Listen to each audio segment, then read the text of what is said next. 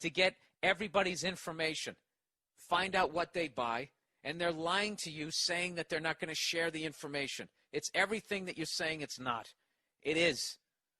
All right? And that's it. That's 2 weeks in a row I'm on the soapbox. See, people, don't you like it better when I talk about sports?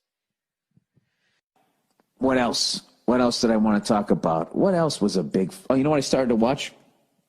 I started to watch, before I came down, I'm taping this Sunday night. I started to watch the Trump-Hillary debate. I mean, I just still cannot fucking believe these are our two choices.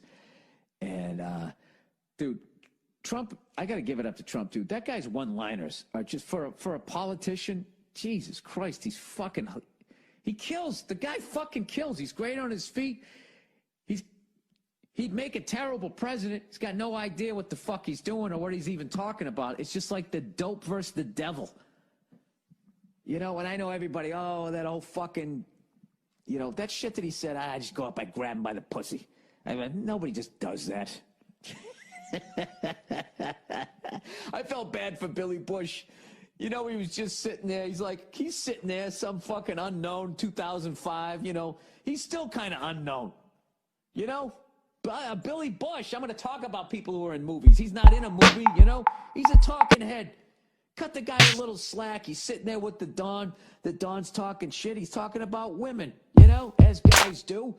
I just start cracking up and I kiss him. I grab him right by the pussy. Billy's just like, this is Donald Trump. You get caught up in the fame. Oh, yeah, grab him by the pussy. He just went along with it. Stay strong, Billy Bush. You shouldn't have deleted your fucking Twitter account, man. You should have hung in there. Fuck these people. They get mad for like 3 fucking days. You know what I mean? It's unfucking believable. He's going to get more shit for that than fucking Hillary's going to get for the goddamn, classified fucking emails. Classified information through her own fucking email, and just somehow that all goes under the rug. I cannot stand. I can tell when Hillary's lying too. That smile she does, you can see it in her eyes when she's lying.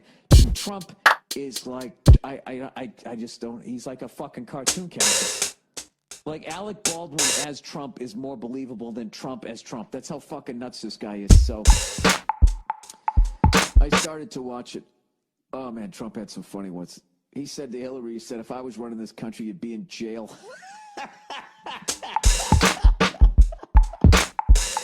You know what's funny? To really see how hard Donald Trump goes, there's a clip, I don't know if you can still find it. The first time Donald Trump was on Letterman, and Rosie O'Donnell had said something about him, and he went off on Rosie O'Donnell. And he goes, well, she's a degenerate. And it was just so over the top. Letterman was laughing, just going like, Donald, you just can't go around saying that about people. And he's just like, it's true. She's overweight. He just fucking just no filter, just went right after him. And he hasn't changed at all since he's become a politician. Having said that, doesn't mean he's going to make a good president. He's just, I can't get past how many overtly racist people love the guy, and that's always a major red flag. You know what the fuck it is with this fucking election?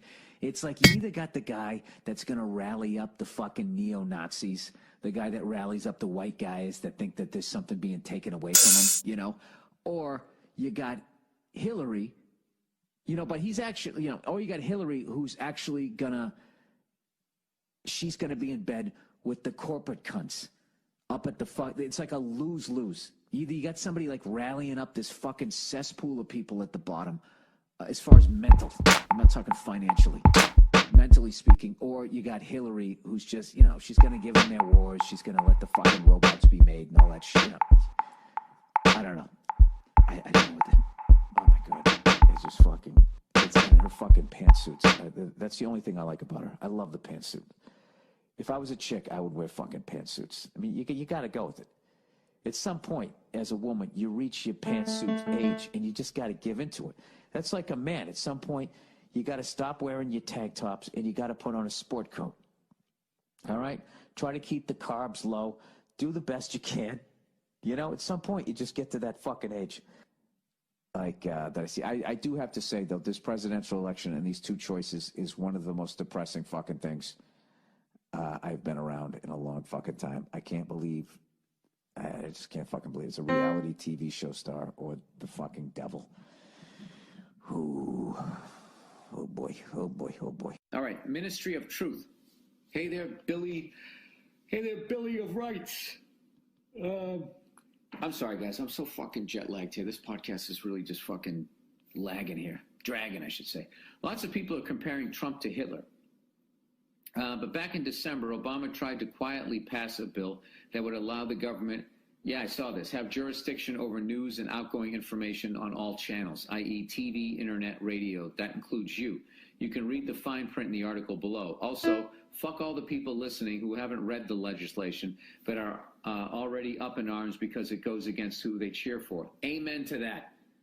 Amen to that. Everybody, like last night, all these fucking guys at this fucking award show, everybody trashing Donald Trump. Nobody brings up the fact that Obama basically signed something that is going to implement an incredible level of fucking censorship. Like they're basically going to decide what is real news and what is fake news. I mean, I'd like to think, because I openly admit that I don't read, and the shit that I say is just fucking absurd, that I would be, exempt. But who knows? But like, people with blue ties do this shit all the fucking time, and that's what kills me about people who wear red ties and watch Fox News and the Hollywood people. Like, they just cannot see the bullshit. It's like listening to a fanatic Red Sox and Yankee fan. You know what I mean? Giving each other shit for buying titles and fucking abusing steroids. And it's like, no, we both did it. We both did it. We should hang our heads in shame collectively. All right, let me see if I can find this article. I don't really even want to fucking read this, because this is just so fucking... let's see. Today, I have signed into law S.2943, the National Defense Authorization Act for the fiscal year 2017. This act authorizes fiscal year 2017 appropriations principally for the Department of Defense and the Department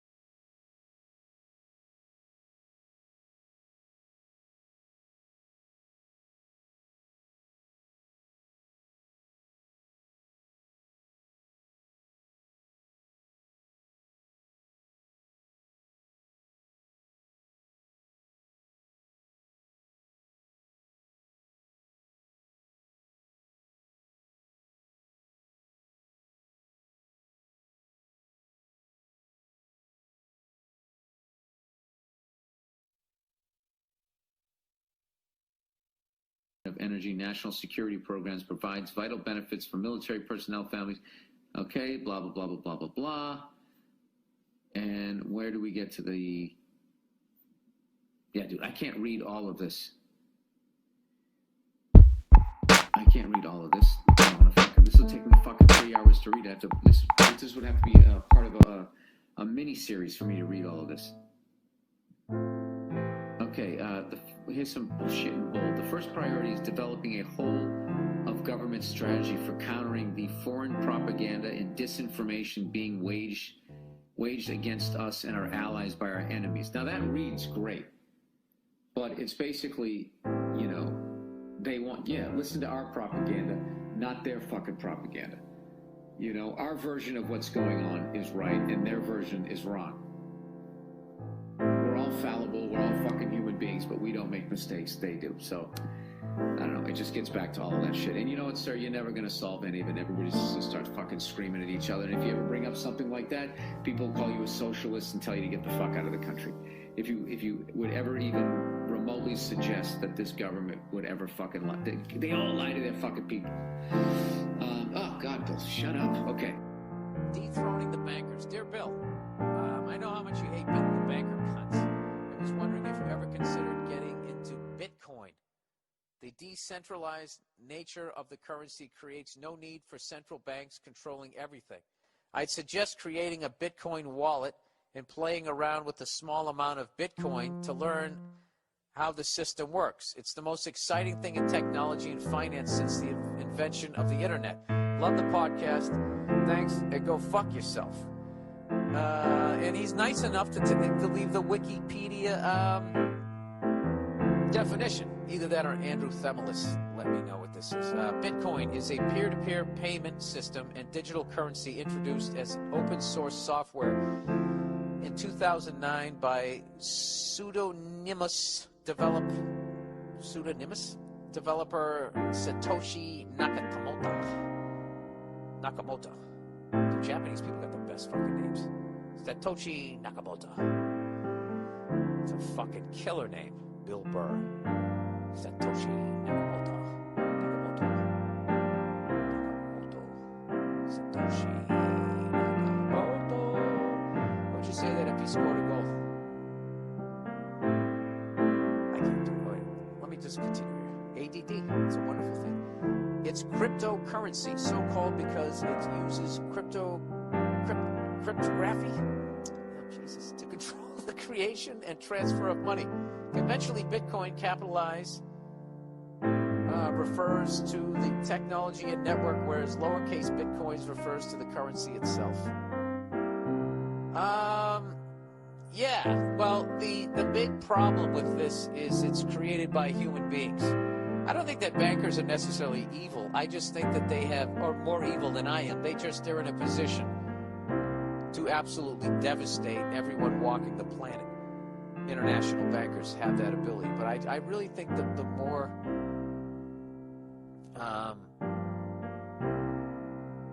the more I read up on it and stuff, it's just a bunch of greedy cunts. And like somebody's saying right now, the big conspiracy is that they're going to try to bankrupt all currencies to eliminate all wealth on the planet and then come back with the new currency.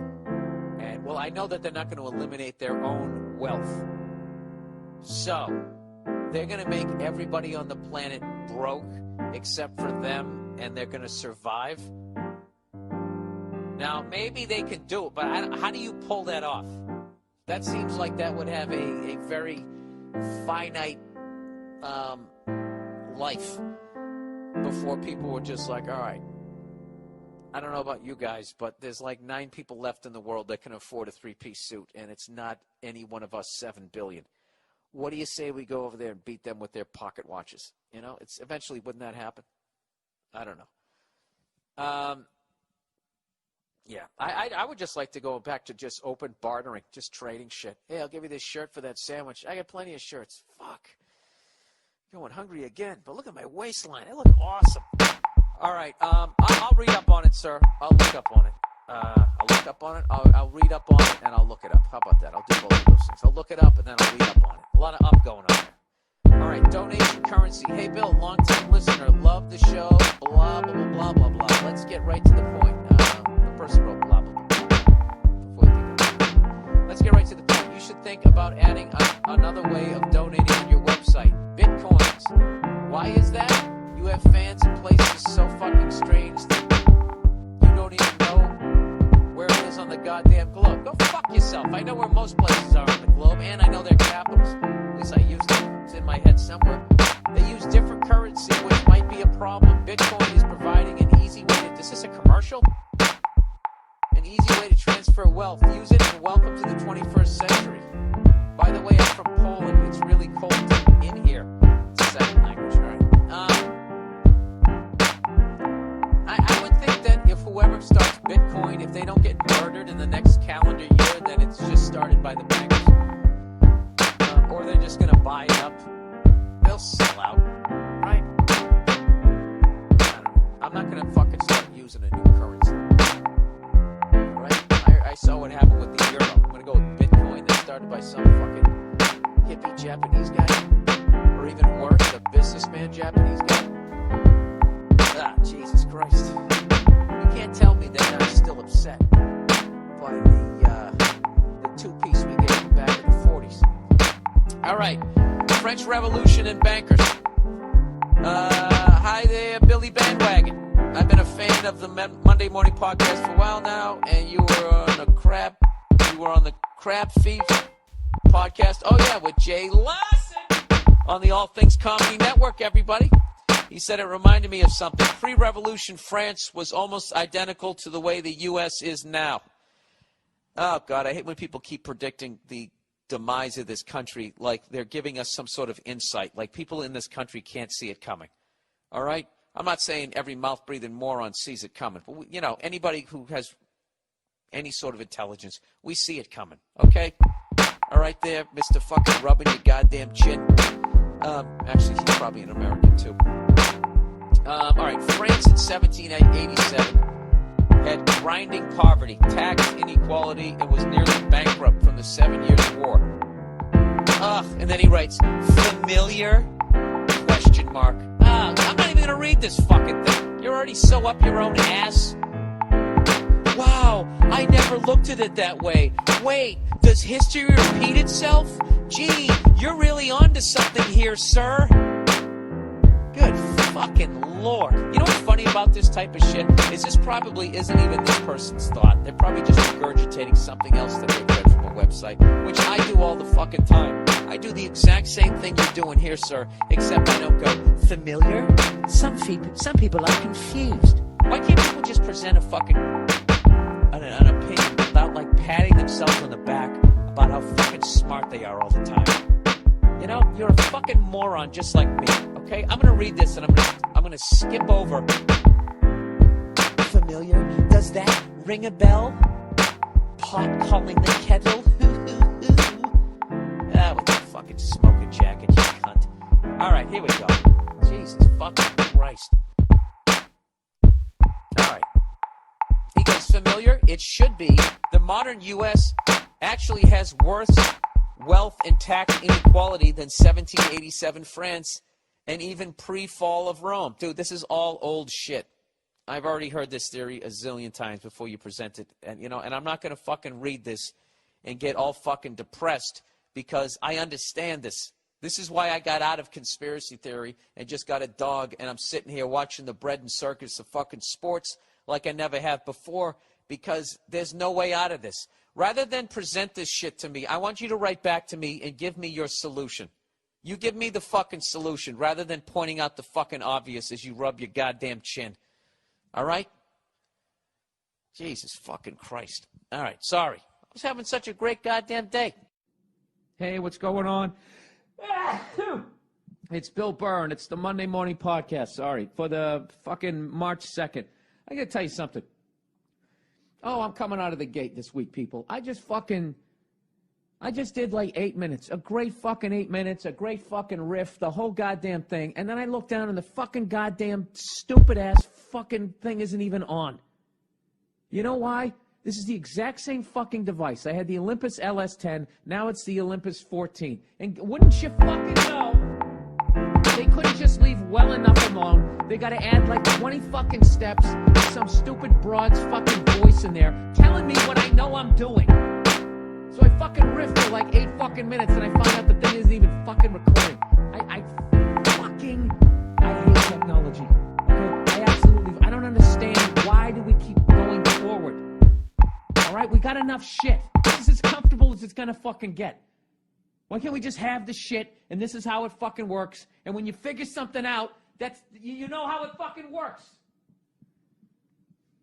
Jesus fucking Christ. I told you guys, and I fucking will never stop bitching about these things. I fucking was talking on my podcast saying how, I needed a new pair of fucking headphones one week, right? So, some fucking person who listens to the podcast ended up sending me a pair of fucking wireless fucking headphones. Wireless fucking headphones. And I gotta tell you, I've never had more fucking problems with something in my life. You fucking sit there. My whole life, headphones fucking work. You plug them into something that's charged. The headphones never... The amount of fucking times I sat there with my phone listening to fucking music. My phone is charged, and then the headphones went out, and I couldn't listen. It's just fucking... Why did you add that step? Electronic pencil sharpeners and all that shit, and now it's just something that's gonna fucking... That drives me up the... The other pencil sharpener, you could buy a pencil sharpener once, and you can have that thing for 100 fucking years. And little kids could walk up and be like, oh, this was my grandfather's. When he used to, fucking sharpen pencils and when he built stuff. When we still had good wood in this country, right? It wasn't all wet because it was brand new fucking trees. It was old shit. Oh, my God. I was in such a great fucking mood. It's completely changed the whole fucking vibe of this goddamn thing. Anyways, relax. Calm down. Let me try to get back to where I was. I was in such a fucking great mood because I'm back out here in Los Angeles. Let me make sure this thing's recording. Let me make sure everything's okay. The goddamn nerve center here, Fuck. All right, from Turkey. I'm sick of being called a delusional conspiracy theorist by my family and my lady. He said, I live in the Republic of Turkey. Maybe you've heard that there was a coup here last year. Yes, I did. I put it in quotation because it was the most pathetic attempt in Turkish history. So it didn't go down like the Ukraine. Long conspiracy short, your guys were losing control of our guys, whom they installed here to have a nice little proxy to the lovely oil desert downtown. Desert's downtown. I already love how this person is thinking. So they try to pull the carpet from under our guys, because God knows they can't pass aggression wars in your Congress anymore, since you American citizens are woke as fuck now, thankfully. I guess we're not, because I don't know what any of this means. By the way, you don't write like you're from Turkey, like this is your second language. You're using like really high-level slang for someone who lives on the other side of the world. Anyways, this pathetic coup attempt created a lot of turmoil here. I mean, it would be less destructive if it succeeded, because now through their paranoia, they are going full apeshit, which turns Turkey to a bittersweet heaven for a conspiracy theorist like myself with all the stuff going on. All right, well, there's no fucking way I'm reading your name so you don't end up in a jail if you actually are from Turkey. I can deal with my family's indifference to all this, and my friends are most like me regarding these subjects. But the fact that my girl stonewalls me, goes, yeah, doll, okay, really annoys me down deep. Of course it does. Anytime you're passionate about an opinion and somebody just goes, oh, really? Okay, sweetheart. Forget about it if it's a woman that you have feelings for. She is a totally dope chick in every other aspect. Dude, you're not from Turkey. You're not from Turkey, but I'll continue with this. Fun to hang out, hates the movies and music I hate, has C-cup fun pillows that were sculpted by God himself for my palms, but I can't help lose respect for her when it comes to her not giving a single shit about politics and stuff. She's convinced she doesn't get affected by them for some reason, and it doesn't matter. I'm curious how you dealt with this feeling. Also, I'm very interested in how you reach information about the world and what news outlets you trust. From Turkey with love to you and Nia. All right, well, let's say you're from Turkey. Very impressive. Your English and your slang. You're actually better at my language than I am. All right, here's what you have to understand as a conspiracy theorist is that you're really you're a lot to deal with, and you really wear people out. This is what I learned when I went down the rabbit hole, which I got out of a good 2-3 years ago, is that as much as you don't trust what the fuck people are telling you, which is really common sense, and I'm not saying there's a bunch of fucking crazy people living under a mountain pulling the strings. But what I'm saying is that everybody is spinning the shit because everybody has their own agenda. So you don't, like, if you fucking showed up to a 2-car accident, okay, both people are going to spin it in a way. Even if one person was 100% right, they're still going to spin it. So there's no fucking way that, they can be perceived.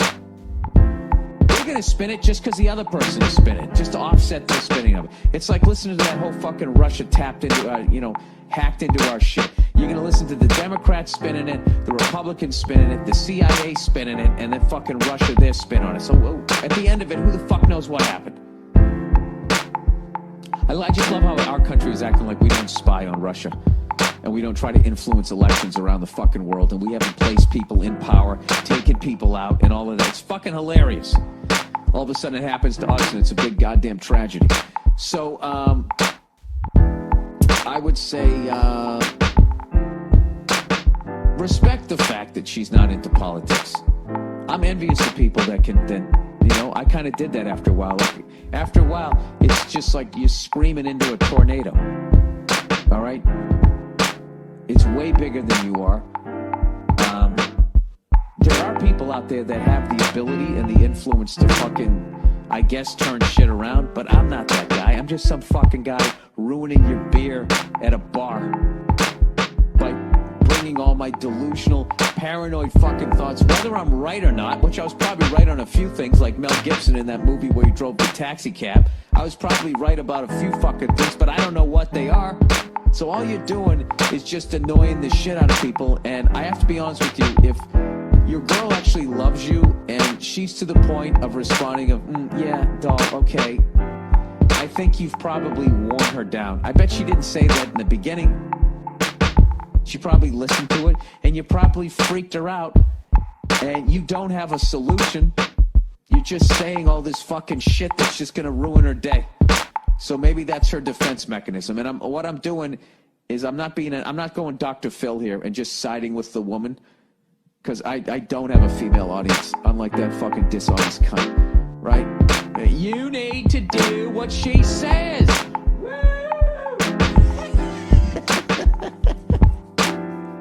When you look, ladies, when you look at Dr. Phil, when you honestly look at that man, do you see somebody, do you not see how volatile a human being that guy is? Can you just imagine living with that man when he loses his shit? Just imagine that semi-bald head and face just beet red screaming at you. His spittle getting caught in his mustache. Just imagine that. And he's a big man too, okay? I'm telling you. I know he's got that southern drawl, and you just think everybody's a fucking gentleman, the way women love a foreign fucking accent. I guess guys like it too. I don't know. I don't know what the fuck I'm talking about. Anyways, let's get back to this guy. To lose respect for the fact that somebody's not into what the fuck you're into is, that's a sign, it'd be one thing if she just didn't give a fuck about, I'd have to know who the fuck she was. That could just be a defense mechanism where it's just like, whatever, doesn't affect my life. I've done that with global warming and all of that type of shit. I've just started to block it out because there's nothing I can do to get people to, I don't even know what the fucking solution is. The only solution I have is to fucking exterminate most of us, 90% of us, and then just fucking everybody sits in a ball and hopes that everything that we've put into the earth and into the air kind of goes away after a while. That's the only solution I have, which I don't think that's going to work. So, I don't know. I just, I try to fucking do whatever the fuck I can do, which is, I don't know. See, dude, this is why people don't like. See, you literally bringing this up has brought me to a dark fucking place. And your email alone just told me that, just got me to say that we need to exterminate 90% of the people on the fucking planet. How insane is that? How are you going to do that, Bill? You going to do that to babies too? Or you're not going to do babies, but you're going to kill all those fucking parents, and then what? You're going to have the most giant fucking nursery? Like, it all unravels. The whole fucking thing. That's why I kind of stopped doing the conspiracy theory thing, even though I still throw it out there because it's fun. And I also don't believe a fucking word anybody's telling me. When it comes to that shit, you know, one-on-one, you know, if I sat down with somebody and there's not cameras around, then I feel like they can really be honest with me. But the second you're on TV, you know, it's only so honest you can be. So, I don't know. I would probably guess that on some level you're a lot to be around during certain news stories. And I think you should lighten up a little bit. Take your girlfriend out, go get a fucking ice cream. And enjoy the fact that someone as beautiful as you're saying she is, actually can tolerate you and your fucking theories. All right. Having said that, if I ever go to Turkey, I'll definitely have a beer with you, and I'll go fucking toe for toe with you with conspiracy theories. All right. And thank you for listening to the podcast. What happened? What happened to the public schools? Was it the computers? Is that what it was? Everybody had to have a tablet, a laptop, some sort of interface. Is that what happened? And went right through the fight, and all of a sudden we couldn't keep up with China? How the fuck is China beating us? The overhead of a fucking billion people alone. I mean, we should get everything at a 60% discount over here as far as educating our own people. Does it make any sense? Does any of it make any fucking sense? Does it make any sense how so many people are fucking struggling out there and they just keep building these luxury apartments and these fucking giant goddamn houses? Right? And they always, it's money from Russia, it's money from China, it's oil money from the Middle East. Well, listen, I don't know what to do about China, I don't know what to do about Russia, and I don't know what to do about the Middle East, but that's not going to stop me from telling you what to do about all these things. I just ate. Why is my stomach grumbling? This is all you gotta do for the Middle East, okay? All we do is you embrace solar power. That's it. How do we do that? How do we do that with the oil companies? If somebody if we actually went in a solar direction, wouldn't a bunch of planes start crashing that had the leaders of the solar movement on them? Yes, that would definitely happen. They would definitely take them up. So what do? This is what you do. You give the sun to the oil people. Okay? You draw up a contract and you say the sun is yours. All right? Now what are they going to do with the sun? They can't put it out. They can't touch it. It'll burn their fucking hands. But they just make the money off the fucking, the solar power. Okay? And they could just somehow handle that those people in the Middle East are sitting on a bunch of goop that they can make money off of. They could just seamlessly fucking walk away from that shit. If I was president, I would literally give oil companies federal fucking grants to fucking get the solar thing going. You guys own the sun. I would just keep walking, but you own the sun. And they'd be saying, well, but what about the stuff in the Middle East over? Dude, fuck that stuff. All right? You know what that stuff is? That stuff's like, it's like an Atari. It's like the Reebok pump. Nobody gives a shit. Okay? This is the new shit. This is the new shit. We're giving you the fucking sun, son. You understand that? You own the center of this solar system. All right? And every fucking little bit of heat that comes off that thing that trickles down onto my freckled, bald goddamn head, you own. You put a fucking meter right on my back, I don't give a shit, okay? And I know what you guys are thinking. Bill, this doesn't make any fucking sense. I don't give a shit. Listen to me. Hear me out. You give these people the sun. You give them the goddamn sun. All right? And then what? What happens over in the Middle East? They're sitting on all of this fucking goop. All right? And all of a sudden, it's not worth diddly squat. Okay? And all of a sudden, the bills start piling up. They don't know what to do. They start selling their properties over here. They want to give money to the terrorist groups. They don't got the money to do it. You fucking bleed them dry. And that's it. And then they go back to doing whatever the fuck they want to do over there. God forbid they live their lives the way they want to live it over there. God forbid they're not into Jesus and Starbucks. God for fucking bid. They want to walk around in some clothes that are actually functional for the part of the world they live in. You just leave them the fuck alone. And then all they gotta do is just keep driving around in cars and all of that shit. So they, they'll make a lot less money. But they won't have us over there going, hey, you should do this and you should do that. We just get the fuck out of there. Then we're over here. Solar powered everything. Right? Just think about everything. Think about your shirt. Solar powered. Everything. Everything fucking solar powered. I know what you're thinking. Well, Bill, what happens at night? You go to bed. What do people do in Alaska during the winter? Fuck them.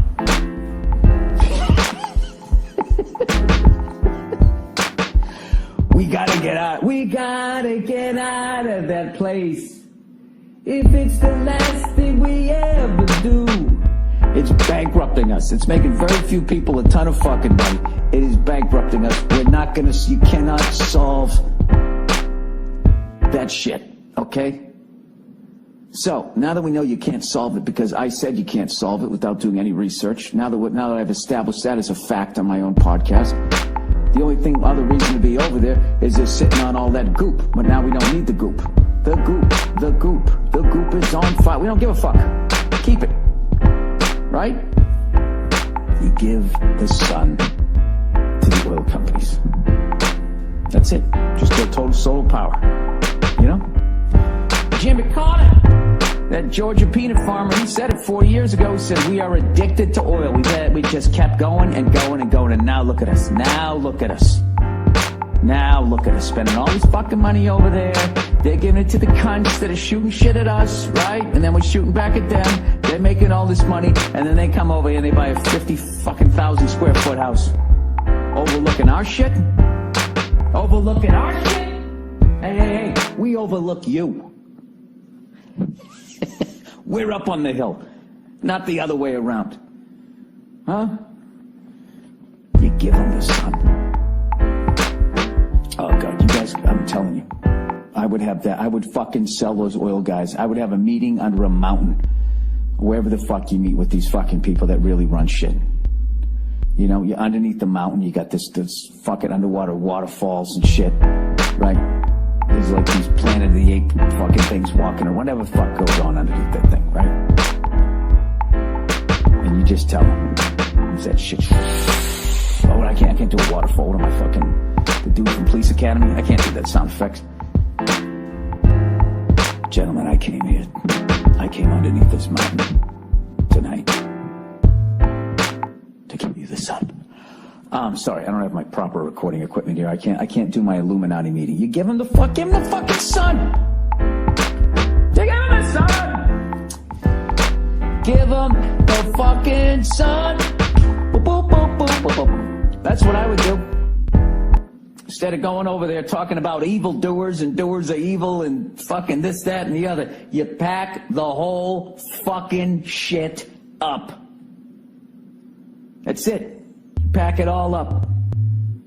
You send over 10 cargo planes, you bring the men and women of the armed forces, you bring them home. Right?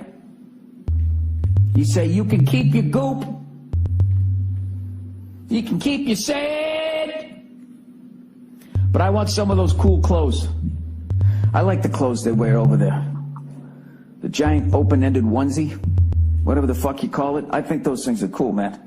I want one of those. Can I buy one of those without offending Muslims? Could I talk my way out of a beheading if I put one of those on? Just be like, look, man, I'm a redhead. It was hot out. Look how pasty I am. What am I supposed to do? Then they get in my face. You blew it! That's it. That's all I wanted to say today. Give the oil companies the sun. You give it to them, and then the whole fucking thing is over. Whatever. I believe I can fly.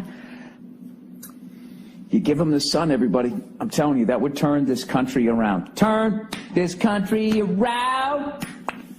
Just give them the sun. That's it. So anyways, I flew the other day. Flew up along the coast. We went by the Pacific Palisades. You're just sitting there looking. That's what this the whole give them the sun shit came from. I looked, I said, look at that fucking house they're building.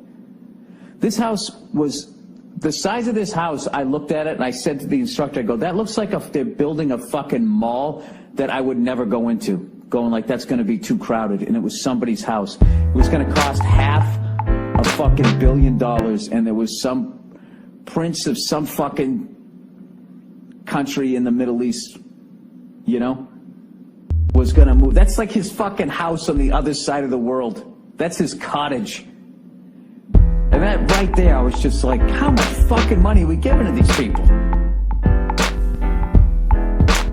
It's time to give the oil companies the sun. That's all you do. So they're still in control of everything. You know, they could give us MP threats. Well, shut it off! You know, like they could do it. All right, global warming scam. All right. Global warming scam. Okay, this is like something that people keep sending me. And they keep sending it to me as if my opinion has any sort of scientific background. I'm just basing it on scientists. That's all I'm basing it on. And that fucking 2.5 times the size of Texas and 2 miles deep swirl of garbage in the fucking Pacific Ocean. That how just about every fish has some degree of plastic in their fucking system.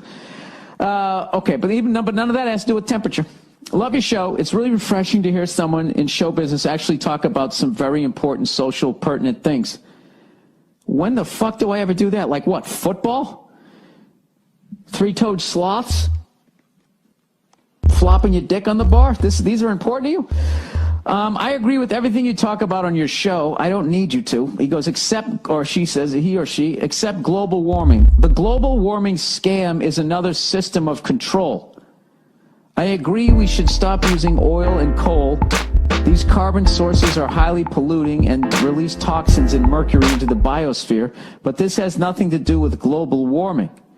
I know you love documentaries. God, can you guys just stop being maybe I'm taking it in a cunty way. I know you love documentaries. God knows you don't read. He's probably right. Look up global warming swindle on YouTube. A little taste into the global warming rat hole. There's a ton of other information on the web that exposes this bullshit scam. Good luck and looking forward to hear what you have to say about this. See, I don't get that. I'm supposed to just look up a bunch of shit that all agrees with the other side and then the other side's wrong? That's like me saying to you, look up all this shit about global warming and how we're affecting the climate. And I'm looking forward to see what you have to say. I would think that the fact that in France, all the leaders of the world just got together with all these scientists and all that, and even on the right, who has been saying it's bullshit from day one. From day one, they were saying it's fucking bullshit. Even they finally came out and they said, yeah, we are affecting it. And then they were like, but it's too late to do anything now. Like, that's what they came out with. So why would they be doing that? Wait a minute. You're saying that they're doing it to try to control us. That's such a long way to go, isn't it? Can't they just control us by scaring the shit out of us? The normal way? Like, oh, there's this group of people that doesn't have planes or a boat, and they're coming over here to get us. Like they've been doing for 15 fucking years. Can't they just do that? I'll watch those things, but I would like to know who paid for those, who financed those documentaries. Because if they're companies that are getting attacked for it, there's obviously, getting attacked for the pollutants that they're putting into the atmosphere, then, they could be going, well, we need to get this off of us by putting the real information out there. But generally speaking, I as a rule, I don't believe corporations. I just don't. People in general. I mean, I'm full of shit, right? Why the fuck would I believe? I'll watch it. You know what? You know what? This is the thing. I actually hope you're right. Because then I can have a lot less guilt and just go out and buy some fucking goddamn V8, man. Get out there and fucking drive around, do some donuts. P.S. Global warming carbon credits are controlled by the same crooked bankers that are fucking up the world economy. Well, I kind of think like the bankers, don't they control everything? They kind of own everything, right? Are we still making payments on the White House? Do they have to refinance that? I know it burned down in the 1800s. Who knows? See of the week. Bill, you often talk about conspiracies. Yes, I do. This may or may not fall into that category, but it definitely pisses me off. I love this guy already. I don't know if this is a conspiracy, but it fucking pisses me off. Eyeball to eyeball with you so far, buddy. All right, I get my cable and internet service bundled together from Time Warner. Last month with my bill, I got an insert stating that they were modifying their privacy policy. Basically, it states Time Warner reserves the right to distribute my internet content with or without my consent. From my understanding, this could mean anything from the searches I requested from Google to the websites I have been to. What rights do we have in this country anymore? Just venting. All right, dude. Yeah, absolutely. Basically, what they've been doing the entire fucking time since the beginning of the internet is now becoming legal. So for all you people out there who always thought like I love when you watch like those talk shows and they talk about sexting, like your text messaging, you know, I want to fuck you from behind, whatever. Why that's sexy, I have no idea. You know, do you think their thumbs tremble? But whatever, I'm not gonna judge. Or like they talk about Skype sex, and they'll be like, why do these people do this? Why would somebody who would never, and they always bring a psychologist on, right? And they always have a beard, so you know that they majored in psychology, right? And then they always say the same shit. And they'll be just like, well, it's the anonymity of it. They feel anonymous. And in that situation, they do things that they normally wouldn't done with. First of all, people, it's not anonymous, you dumb fucks. It isn't. They're just saying it's anonymous. They just said it. You don't think that they're building a file on you? It's all these fucking morons who've lived a life of the straight and narrow, get on Skype, and they stick their junk right in the camera. You're an idiot. You're done. You're already done because they're building robots right now to fucking replace all of us. And what did you do? But they're gonna keep some of us because somebody's got to oil their fucking robot joints. And what did you do? You stuck your dick in the camera. You're done. You're processed. It's over. It's over. You got to take the driver's test. I wouldn't even study. You fucking finish. You're gonna get processed just like those people in that fucking movie with that guy who just died. I can never remember the name. What's the name? Patrick Swayze was in it. Blood Force Thunder. New America. What the fuck was it called? Here come the Russians. Kissing the radiator. All that hatred's gonna eat you up. Keeps me warm. Remember that? Ed Bagley Jr. was in it? No, he wasn't. The kid who was in Soul Man was in it. And he shot his friend. Avenge me! Come on. Red Dawn! Jesus Christ, Brian, you're a fucking director. You get that, man? When you get that panic, that brain panic? Okay, you just got it? Okay, good. I thought it was only me. Yeah, absolutely. Know this, people. If you want to watch porn, the porn industry is going through what the music industry is going through right now, where all of a sudden the shit just became free. Alright? So now everybody's fucking whacking off on the internet thinking nobody's watching what you're fucking rubbing your shit out to. They're all watching, and they're building a fucking file. Alright? You think already, haven't you noticed why the presidents keep getting worse and worse? And they keep fucking getting on their knees and blowing the banks more and more. It's because of the internet. All they got to do is break out their internet file and show them some of the shit that they know that they jerked off to, and it's over. It's fucking over. You got to do everything that they're going to say. They're going to expose you. They don't even need to take you to Dallas anymore. That's old school. That's why Kennedy got shot in the head. If there was an internet, he'd still be walking around talking right now, cutting a ribbon at his fucking library, shitting his pants. He would give the eulogy at Fathead Ted's fucking funeral. Yeah, so that's what I'm saying. Okay, if you wanna jerk off to something freaky, I would say go to a porn store and just deal with the fact that the guy behind the counter is gonna know what you got, pay cash, and walk away. It's a done deal. But if you're gonna go on the internet and do some of the shit that you're doing, All you can hope now is that you're going to get lost in the shuffle. Actually, you can continue to do what you're doing as long as you never try to effectively effect change. You know what I mean? That's when they break out your internet file. Other than that, it just goes on a fucking database. But the second you start a movement going, you know what, dude? I'm sick of paying $25 for my first bag when I get on a plane. If you get enough people behind you, United will now go to Time Warner and be like, yeah, Russell Johnson. Yeah, open his file. What is he jerk? What's the most fucked up thing he's jerked off to? That is the end of the movement. Because then Fox News will get it, and they'll just be, turns out Russell Johnson jerked off to a tranny and a midget last week. This is the guy who's going to lead us? Well, don't get me wrong. I'm doing Glenn Beck. That fucking guy. Jesus Christ. I respect those guys because they're in show business. I just wish, maybe they can't admit that they're in show business. It's like wrestling. For the longest time, they couldn't say that it was fake. But now, you know, at some point, come on, just say, look, we're doing fake news. We know who's going to win in the end of this shit. Oh, no, it's all horrible. All right, how much time are we up to here? Internet privacy, everybody. Hey, Billy, thought you might like this. A private internet access provider took out a full-page ad in the New York Times calling out 50 senators who voted to monitor the public's internet activity for financial gain. What? People care a lot about their public image, and I think this should be done more to combat assholes. Let me click on this thing. I can't click on it because I'm not on the internet. Hang on. Let me try and find this here. I got to see who the cunts are. Who are the cunts? That's signed onto this. All right. We are the cunts.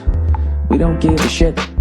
All right. Hello, world. These are the 50 senators who voted to monitor your internet activity. Oh, Jesus Christ. I can't read them. They're too fucking small. All right. Oh, Jesus. What are they, all Republicans? Dude, the way they vote, man, because there was probably something else that was pro-conservative. That's the only reason why the fucking Democrats didn't. It's so fucking Hatfield and McCoy's. It's basically, it's all Republicans. Representative from Tennessee, Alexander. Representative from Wyoming, Barrasso. Blunt from Missouri. Boozman from Arkansas. Burr from North Carolina, you fucking piece of shit. Ruining the name. Caputo from West Virginia. Cassidy from Louisiana. Cochran from Mississippi. Collins from Maine. Corker from Tennessee. You know what? I'm gonna just retweet this fucking picture. Jesus Christ, Republicans. All Republicans. Cruz from Texas. Crapo from Idaho. Some hell of a names. Dames from Montana. Another one from Wyoming. Enzi from Wyoming. Ernst from Iowa. This is all of this shit. Rubio from Florida. Perdue from Georgia. Portman from Ohio. This is all saying it's fake news. It's all fake news. You know, it's basically, who's kidding who? News, it's propaganda. It's bullshit. It's bullshit. But what they want is their bullshit in your brain. That's what they want. So what they want to do is gradually take control of this shit. And they're going to make fake news. Basically, your opinion of what's going on, they're going to make that like illegal to do. And they're probably looking over at China, going like, hey, China, how the fuck did you do this? And China's going like, all right, this is how we did it. So they gradually do that, much like the Nazis were looking at us going like, hey, how did you do that shit to the Native Americans? Because we want to do that to the Jews. Now we're going to do that probably I bet the fucking higher up 1% cunts, the people who make profit off of war and everybody's misery, I bet they are envious of the internet in Red China the way, you or I is envious when somebody drives down the street by in a fucking Ferrari. I don't know. All right. Well, I'm good for that person that put that up there. That's fucking disgusting. I wonder what was linked to it, though. You know what I mean? Because it's never just, in defense of all of those fucking people, it's never just one thing, which is another bullshit thing. You know, when they vote for something, shouldn't it just be one thing? Should we or should we not vote for solar power? It should just be about that. But then they tag all this other shit onto it, onto the bill, which is fucking, that's how they get everything through. And then it's always like, you know, something completely fucked up. And then when that person goes to run for office, you know, they voted for the bill because they're into solar power, but then the thing that the appendix that they put onto it, they can be like, this guy doesn't think kids should have ice cream. He voted against that. It's like, no, I voted for alternative sources of energy to bankrupt the terrorists. Yeah, I gotta be honest with you. I don't read up on a lot of the environmental stuff because it's too fucking depressing. I love animals, man. I love the earth, man. I don't want to see fucking sea life dying and all that shit. I don't know. I don't know what this. There's just too many of us. It's just like, I think a plague is coming, or I actually think that the robots will be in control of the upper 1%ers, and they will gradually take all of us out. And then what it will be each one of those Illuminati guys will have their own robot with all the answers. I mean, it's a fucking, it can play guitar like Jimi Hendrix. It can design the most beautiful architecture. It's the greatest farmer. It just, whatever you need it to fucking do, it can do. So you'll never go hungry. You'll always be entertained. And on top of that, it'll be the best looking chick you've ever seen in your life, and you can fuck its brains out. I mean, right there, if that's not going to be the extinction of all the regular people like myself, I think that that's what's going to happen. And then the earth will gradually cool. With all of our deaths, the Great Barrier Reef will come back, and the upper 1% will have what they always wanted, complete control. But I actually think they'll get bored after a while. You know? There's nobody to oppress, there's nobody to look down on. You know? That's actually a fascinating fucking movie, wouldn't it be? Like, there's just no more challenge. Right? And those robots know how to, like, you know, they can like grow an ear in a petri dish. Eventually they'll be able to grow all vitals. You know what I mean? And then you can just live forever. What would you do? What would you do? There's a reason why you die. You just run out of shit. What the fuck would you do? I would just keep learning shit. It's like, all right, for the next 80, like every 80 years, you just pick being something. All right, this 80 years, I'm going to be a gearhead. I'm going to learn how to take a whole fucking car apart, put it back together, make it fast and loud. I'll just learn how to do that shit. I'll have the robot right here. It knows everything. It'll fucking teach me how to do it. And then once I get it down, you know, and I do that for a while, you know,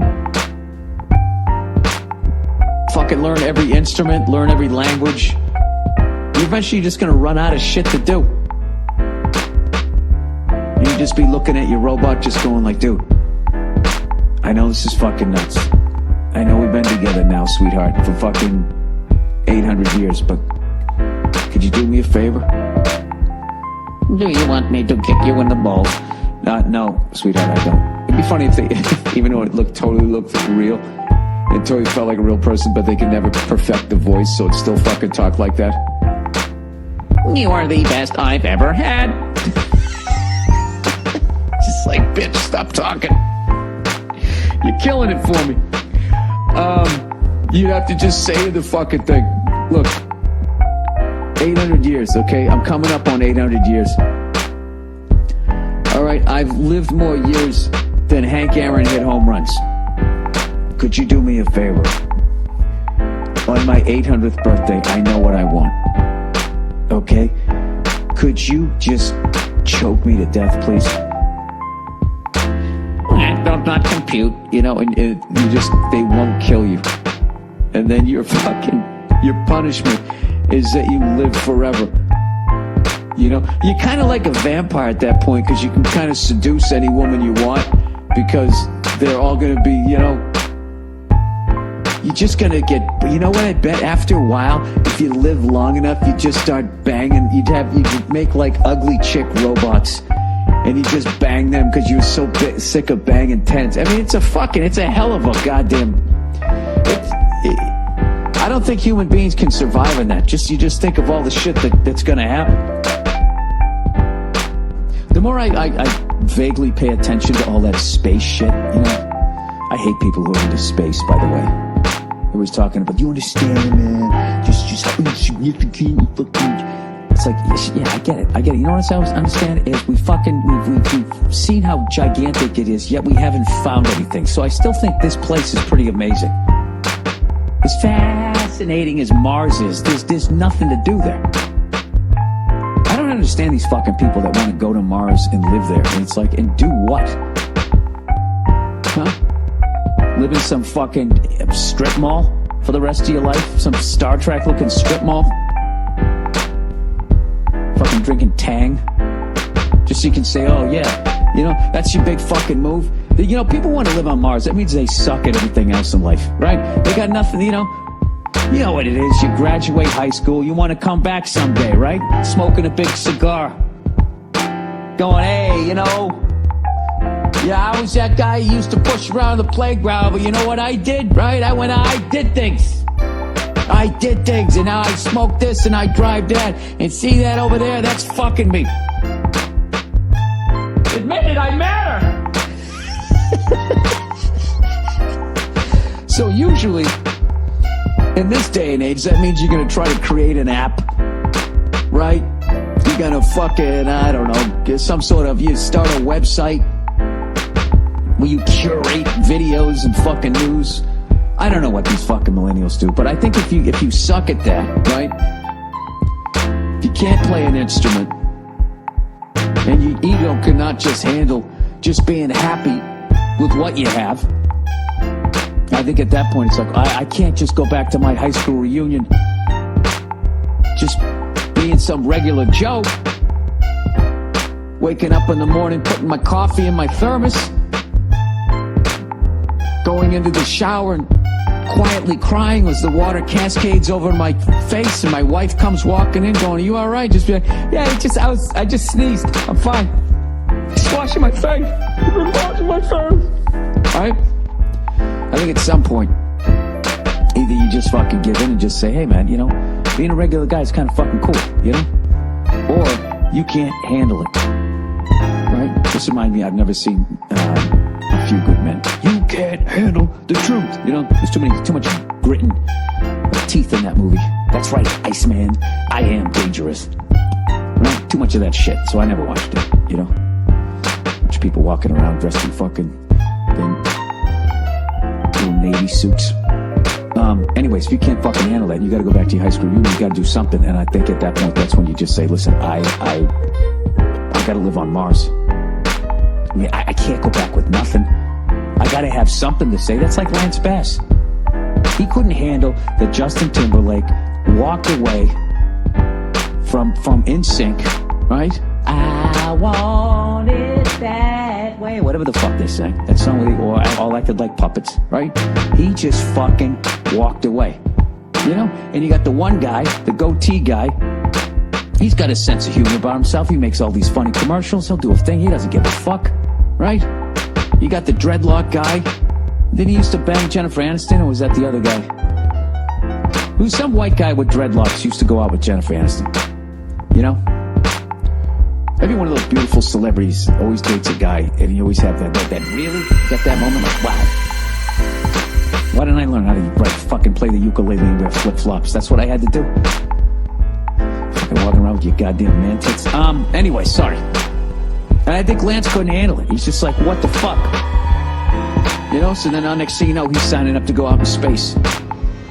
To somehow try and outdo, what'd you put out future sexy songs? Huh? Went, right? Went, man. I'm going to outer space. What?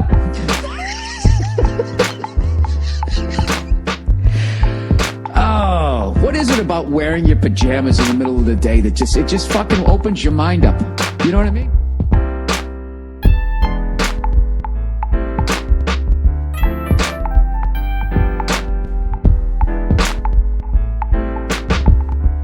Anyways, here's something that somebody sent me. They're working on this microchip that will save your memory. Like, all right, whatever, man. What the fuck you gonna do with that? Well, dude, there's fucking meters all over the city. So this guy, anytime he wanted a drink, if he wanted a fucking sandwich, dude, he had it perfect. It was like his own ATM machine before ATM machines. He'd just walk up, bang, bang, boom. He had a sack of fucking quarters. You go down to the bank, you go, hey, can I get one of some of them rolly fucking things there? Right? Yeah, sure, they don't give a shit. Nobody gave a fuck back then. Nobody was paying attention. They were trying to pay attention, but not to that type of shit. So this guy would roll the fucking quarters. You know? Rolls enough quarters, next thing you know, he gets himself out. How the fuck would you get all those quarters down to a car dealership? I have no fucking idea. Although I talked to some drug dealers about how they fucking, or a guy who knew drug dealers, let's be honest here, Bill. Let's not act like that news guy saying that you were in the war and then you were in a chopper or some shit next to the chopper and you didn't really fucking see it. Okay, you took a fucking helicopter tour one time. You weren't even in Iraq. Whatever the fuck he said. I don't pay attention to shit. So anyways, I was talking to this guy and basically how back in the day when drug dealers were still driving around in flashy cars, because from what I heard nowadays, they don't even want to attract that level of attention. How it used to be was any cash deal that was over 10 grand had to be fucking reported. So what these drug dealers would do was they would go out and they'd buy a car worth 9 grand for cash, and then they drive it around for like a fucking week, and then they trade it in for a car worth 16 grand. Maybe get 7 for theirs, and then they'd throw another fucking 9 at the other car. Now they got a $16,000 car. You drive around for a little bit, you fucking trade it in on a $23,000 car. They give you whatever, and so on and so forth. Until you trade your way all the way up to whatever fucking car you wanted. I just look at that shit. Like, I mean, that's not the deepest thing, but that's the way my brain would work. I'd be like, well, I guess I gotta drive a piece of shit then. What's the point of dealing drugs? Right? Or I'd just say, fuck it, I'm buying a Ferrari, and I'm gonna drive it until they catch me fucking 3 weeks later. By the way, the Ferrari I like is the Ferrari California. That's the old man one. The fucking GT, the Grand Touring one, right? I don't need to ride around in some Batmobile. Just give me one that's shaped like a fucking Jaguar from back in the day, you know? Or maybe a Toyota Supra. Remember those fucking things from the 80s? I remember this guy loaned me his. Well, he used my truck to move, and I ran and I beat the shit out of his car, and he beat the fuck out of my truck, and we both got our cars back, and he's smelling rubber, and I'm seeing all kinds of scratches all over my truck, and we just, it's kind of a fair deal, right? And then we both got arrested for drinking and driving months later. But that's a completely different story. I know, I'm all over the map. I'm doing this late night, and I don't want to be doing it right now, but I got shit to do in the morning. So anyways, this fucking guy, you know, if he had half a fucking brain, what you do is you keep your day job, right? You keep your fucking day job, and then, you know, for anything miscellaneous, you just go to the parking meters, right? And what you do is you start storing up on the quarters, and every once in a while, right, you start washing the money with your fucking cat. I know what you do. You fucking, you go into stores and stuff. Who gives a fuck, right? You just use it to get yourself a better TV. But what does this dope do? He gets fucking greedy. I don't even remember how the fucking story goes. All I know is he just started hitting every fucking goddamn parking meter around. Next thing you know, he's sitting on like a fucking $2 million in quarters, and he ended up getting busted. But there was a part of it, I liked the guy. You know? So anyways, this gets me to the super rich on how, you know, all of that shit about the Panama Papers and all that type of stuff. I was talking to another friend of mine who's a fucking lawyer. And I was like, how does that work? Like, how do you get your money out of the country? And then once it's out of the country, how do you make sure nobody steals it? Like what happened to Johnny Depp's character in Blow. And then once you have it out of the country, how do you get it back in without just getting taxed all over again or busted? And he said, basically, this is it. He broke the whole fucking thing down, all right? Or as far as I know, he broke an aspect of it down. I know all you guys are sitting there right now going, oh, Jesus, he's going to try to explain. I'm going to try to explain some shit that was just explained to me, and I don't really know what the fuck I'm talking about. So, let's get rid of one myth right out of the gate. I remember a long time ago, a friend of mine had a fucking landscaping business, and he already had a truck, and he went out and he bought this giant fucking, you know, one of those things with the dual wheels on the back and this fucking giant bed. Look like you put cattle in it, right? And I was like, holy fuck, man, how much does that thing cost? And, you know, it's like the 80s. It cost like 25 grand, which was a lot of fucking money back then, right? For a truck, you know? It's like 10 grand more than you pay. 25, 30 grand or some shit, right? I was like, holy shit, man, you can afford that? And he was like, yeah, it's a write-off. That's what a lot of dopes say. And it is a write-off. But what they think is that they can write $30,000 off of their taxes. What you can't. What you can do is you can write off. It's a write-off as far as that 30 grand that you just spent on that truck is untaxable. All right? It's sitting in whatever. You made that money. You made 30 grand. If it's just sitting there and you don't put it back into play as far as reinvesting into your business, the government will tax you at the end of the year, you know, on that 30 grand. And let's say you're in like a fucking, whatever, 20% tax bracket, that you'd have to give the government fucking 6 grand. Right? That's it. So, morons think, oh, I get to write 30, in the end of the year, if I owe 40 grand in taxes and I bought a $30,000 truck, I get to take $30,000 off of my taxes. You wouldn't. You'd just be able to knock off 6 grand. Right? You're not even knocking it off. You're just not getting taxed on that. Does that make sense? It probably doesn't, because I explained it. So anyways, when you have your own business, what you're trying to do is you're trying to come up with as many fucking write-offs as you possibly can. Many expenses, everything you possibly can to lower your basic, whatever your income as far as what is going to be taxable. So say you made fucking 100 grand, all right? You grossed 100 grand. The net is what you're left with after your expenses. You try to fucking come up with as many goddamn expenses as you can to get that 100 grand as far down as zero as possible. Ideally, you wouldn't want to pay any fucking taxes as far as these people look. But the bottom line is, you can only do it so much, and if you write off too much, the IRS is going to show up and be like, what's this fucking, 60 grand for fucking cheeseburgers, blah, blah, blah, you tried to write off, and you're going to get busted. All right? So what these fucking super rich people do is, the first thing they do is they get the fucking money out of the country, because the IRS's jurisdiction doesn't go beyond the borders. So what they do is they just create a company that doesn't exist. It's just on paper, right? So say you make $100 million, right? What you do is you go to a country that doesn't give a shit about America and lets you use it as a tax shelter. You just come up with some incorporated thing, like Who Gives a Fuck Inc., right? And then you just have that company bill your company a consulting fee for $100 million or whatever, whatever of the 100 million, 30, 40, 50, whatever you don't want to pay taxes on, whatever. And then you write a check to that company that doesn't exist, that's really you. And then you send it out. So now it's out of the fucking country. And then what they do is they open up like 10 other these fucking shell companies, and they have those other companies build the first company, and then the third one builds the second one, the fourth one, and it's just gone. The money's fucking gone. Now the IRS can come at you and be like, what the fuck did you pay somebody $100 million consulting fee? And then you're telling me you paid somebody $100 million as a consulting fee? And then you just look at him and go, yes. And evidently there's nothing they can fucking do about it. So then I go, all right, so now it's out of the country, and then it's in this other country. How the fuck do you protect it? And he goes, well, those countries where these tax shelters are, they're in on the scam, so you just kick them 10% of the 100 million. You give them 10. Here's fucking whatever you can negotiate. We'll just make it easy. Here's $10 million bucks. So I'll give you 10 million rather than giving the government fucking 50, 55, 60 million of that 100 million. I'm still fucking up 45 million. All right? So then I was like, all right, so now how do you get the money back?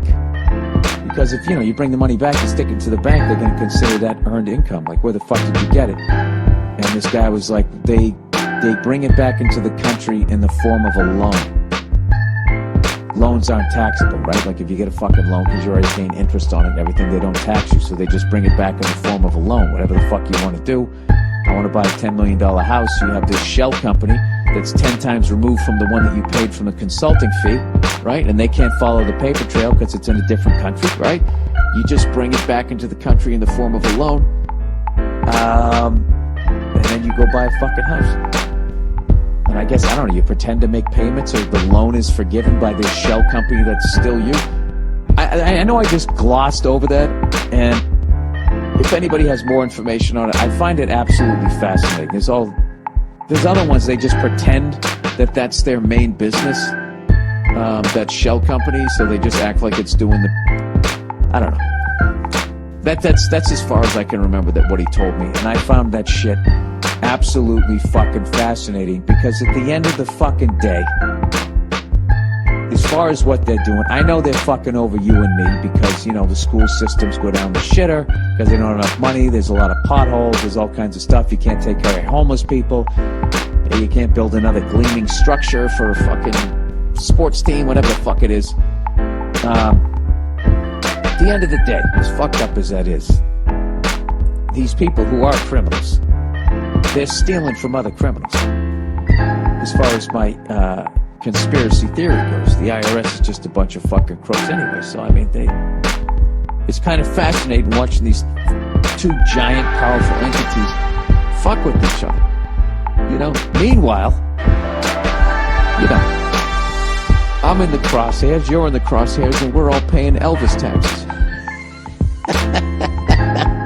And there goes Hillary Clinton screaming in some Baptist church. Is she talking about that shit? Of course she isn't. Because when you bring the fucking money back in, you just don't bring it in and go out and buy yourself your fucking Ferrari, California. What you do is, you do that, but what you're supposed to do is you walk around with nice wad of cash and you go, oh, hey, chief of police. Oh, look at that birdie over there. And as he looks over, you stuff a fucking wad of cash in his pocket, And then, oh, is it an election year? Yeah, I'll take $2 million on Trump. Give me 2.5 on Hillary, and fuck it. Give me $500,000 on Bernie Sanders. What do you mean he's not taking any money from guys like me? Oh, is that right? Well, whatever. He won't get in. And if he does, I'll give $3 million to, silence him. That's what the fuck they do. And that's how they I'm convinced of that. I'm convinced as far as like stand-up comedy goes, you know why they're always giving us shit? Is because if stand-up comedians just organized, okay? And we donated to the campaigns of people running to the Democratic and the Republican parties, right? And then we bought a little ad time on CNN and on Fox News and all these major networks. If we did that, you'd never see another comedian getting in trouble for doing a fucking Caitlyn Jenner joke. Anyways, if anybody has any more information on that or they can talk about it, I don't like if it's really dry. I just like, I'm fascinated with people that do shit like that and then they go to bed knowing what the fuck they're doing. And they gotta be thinking at some point, like, the wolf's gotta be coming to the door at some point. Hang on one second, I gotta answer this. Alright, so I'm back. Of course, I completely forget what the fuck where I ended off. But what I really learned when I was, listening to this lawyer telling me all this shit. I know, I say the balls that takes to go to bed at night, knowing at any point, like, all of a sudden the fucking feds are gonna kick in your fucking door. But I think that these guys are like the smarter ones. And when you watch like American Greed, what I noticed when I watched them, all of their fuckery was within the borders of the United States. Which you just, I guess if you're too dumb to know, you don't realize you're not going to get away with it forever. But like, once after talking to this guy, it just seems like anybody who just tries to have their entire illegal entity within the borders of one country is, you're just on borrowed time. So I think when you watch American Greed, what you're really seeing is the hacks of, you always see these fucking idiots. They buy a house, They get all these fucking cars and they have some strippers come over. Oh, my fucking laptop. Oh, that was a laptop hitting hardwood floors. Come on. Come on, baby. Come on. Come around. You're all right. Hang in there. Help is on the way.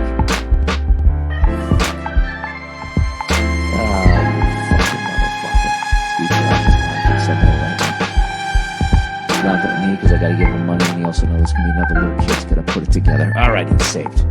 It's saved.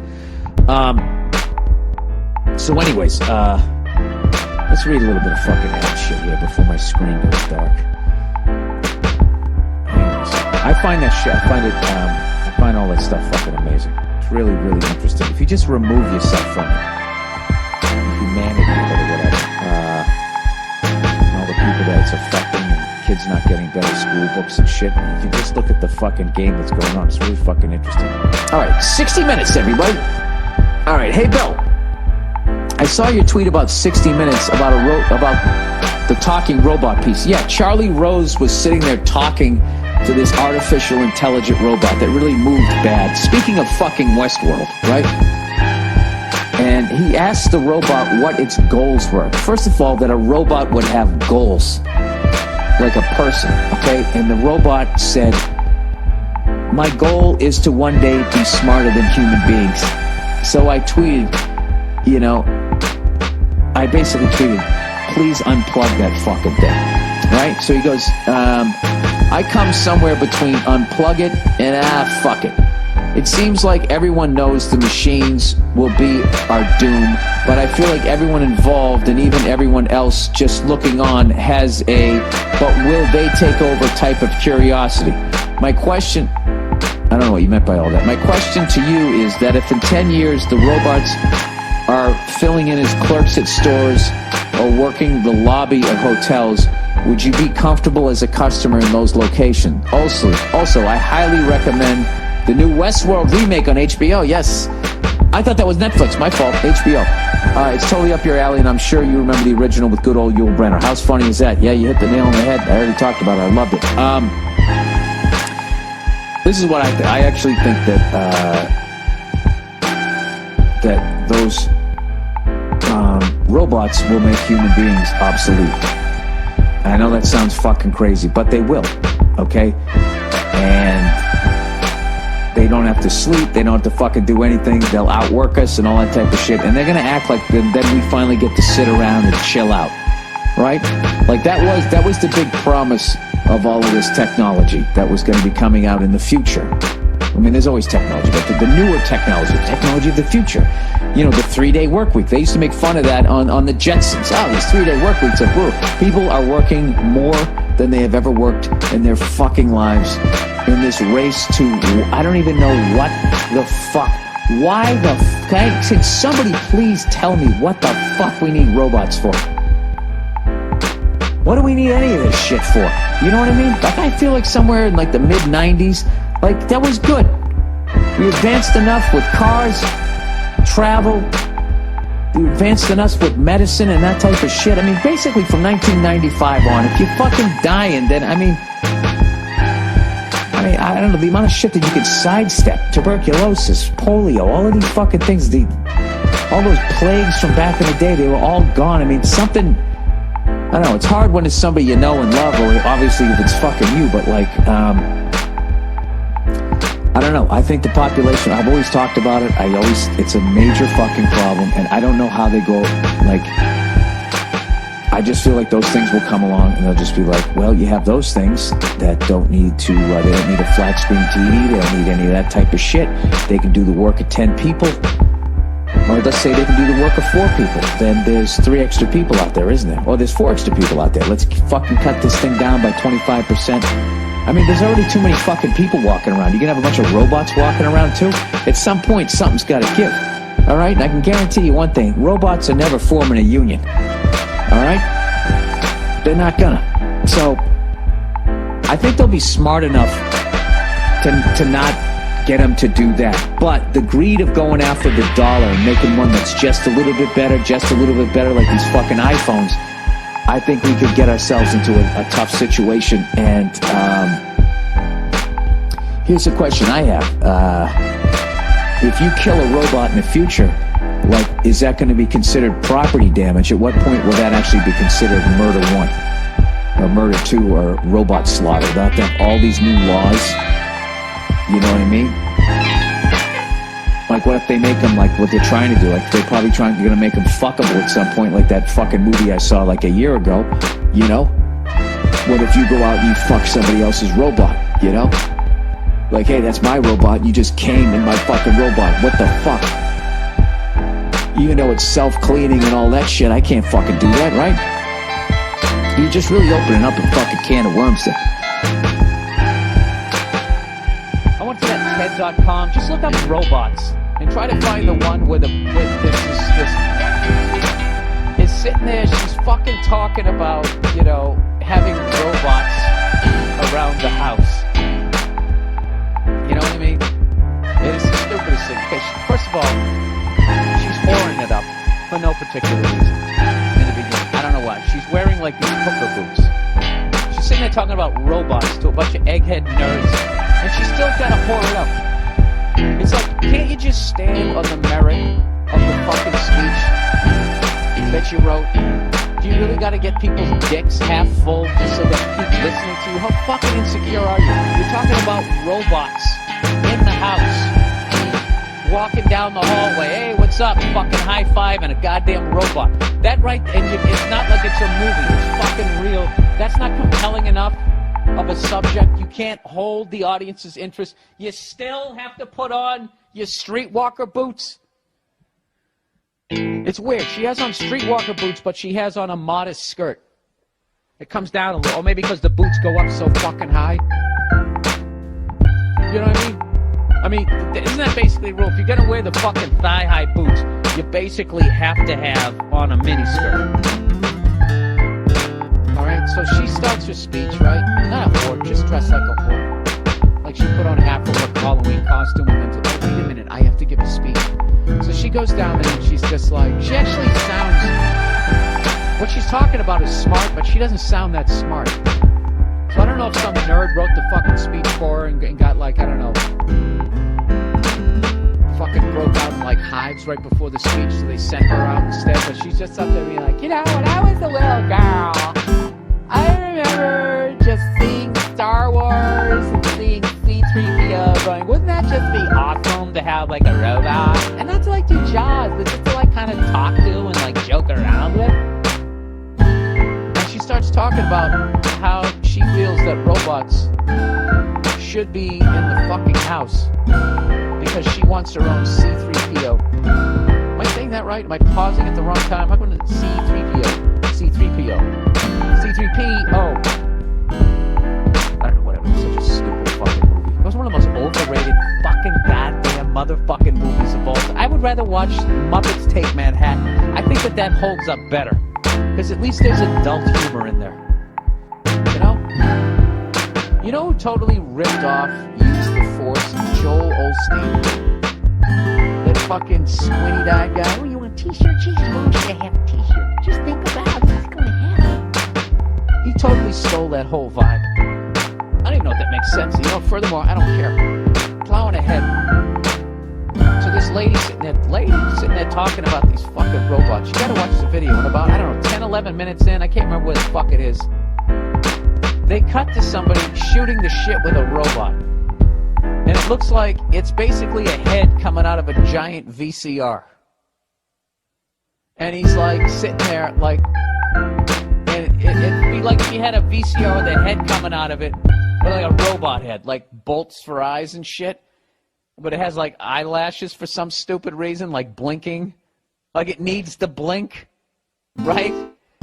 And he's sitting at it like he's at his desk, like almost face to face with the thing. He's just like, hey, fucking R2-D2, look what my girlfriend bought me. And he showed some sort of fucking, I don't know what the hell, it's some macho chain or a watch. I can't remember what the fuck it was. And then the robot's just like, oh my God, that's really interesting, did she? And it's moving its fucking head. Can I ask, either this might be the dumbest question ever or just painfully obvious, why the fuck would I need that? Why would I need that? Like, Why wouldn't I just talk to my friend? You know what I'm saying? It's like the baseball kid from way back in the day. Remember that shit? I talked about it here in the podcast one of these Mondays. They used to have the baseball kid. It's called Baseball Kid, the baseball kid. If baseball's what you want to do, baseball kid will pitch to you. And it was a cardboard cutout of a friend, basically, that you don't have throwing a fucking baseball to you. You know, it was basically for the kid with no friends. So now they've upgraded it to the person who has no fucking friends. You know what's great is that I bet that guy didn't even have a girlfriend. I bet he bought the watch for himself, and now part of the sickness is he just fucking lies to this robot about this life that he doesn't have. And you know, once you start doing that, it's an inevitability. It's a fucking cirrhosis of the liver that guy's eventually going to stick his fucking human dick in that robot mouth. And the second that fucking happens, that's it. It's the end of the fucking human race. I'll tell you right now, there's scientists out there fucking robots right now. They're out there banging robots, you know, under the whole platform of fucking research. It's real scary. Like, go watch this shit on TED.com. They got another one showing how we're fighting wars now. And like these guys sit in Arizona, they basically go to work, they go to war, and then they come home after fucking blowing up some bad guys. Or hopefully bad guys, right? And then they fucking go and they sit down and hang out with their kids. And they're sitting there talking about how, you know, now the bad guys are getting the robots and blah, blah, blah. It's fucking inevitable. All those drones, they're basically eventually, all the shit they're using over there, I think eventually they're going to use over here. You know? In the future, there'll be no more skipping jury duty. The second you skip it, you're going to wake up in the morning, peek out the window, and there's going to be a fucking drone just hovering there. You have 7 minutes to get to court or you will be vaporized. It's going to be one of those fucking things. Is this the least interesting thing you ever heard in your life? I mean, didn't I just basically do every science fiction movie? Has there ever been a science fiction movie where they predict something great? That's what I'm going to do. I'm going to be original here for once in my fucking life. Let's go the other way. It's going to be a friendly drone. It's going to be outside the window. Go back to sleep. It's okay. We sent your clone to go down to the jury duty. Now we don't need you. So you will be vaporized. You will be vaporized. That's the way to do it. I think that's going to be that's going to be the funeral in 2020. I think by 2020, we're going to know definitely where you go when you die. And if it's anywhere other than here, people are just going to choose to tap out. You know, it's going to be like getting a vasectomy, just getting fucking vaporized. Still an intense fucking procedure that needs a serious talking before you do it. But, I'm just I need a change. You know, like when people on the East Coast move to like Minnesota or fucking San Diego. Just needed a change. That's what's going to happen. People are just going to get vaporized here in the future. It's fucking true. You know, I know you guys are rolling your eyes right now, but you don't have access to the information that I do, okay? So please reserve your judgment or whatever. Temper your judgment. Don't be hasty with your judgment. Whatever that fucking expression is. Russian guy outwits banks. Oh, I like this one already. Hey, Bill, thought you might enjoy reading this article about a Russian man who outwitted a bank by writing his own terms into their credit card contract. Jesus Christ, that's fucking phenomenal. How the hell did... That's like beating Bruce Lee at karate. Or kung fu. Or Jing Feng Ku, whatever the fuck he did. Article, here we go. The idea of beating the banks at their own game may seem like a rich joke, but Dmitry Agarkov, I don't know, 42-year-old Russian man. Sounds like he plays for the Red Wings, doesn't he?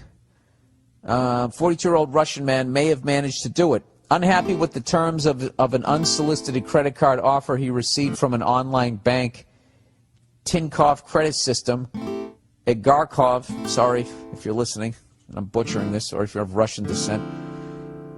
He scanned the document, wrote in his own terms, and sent it through. The bank approved the contract without reading the amended fine print.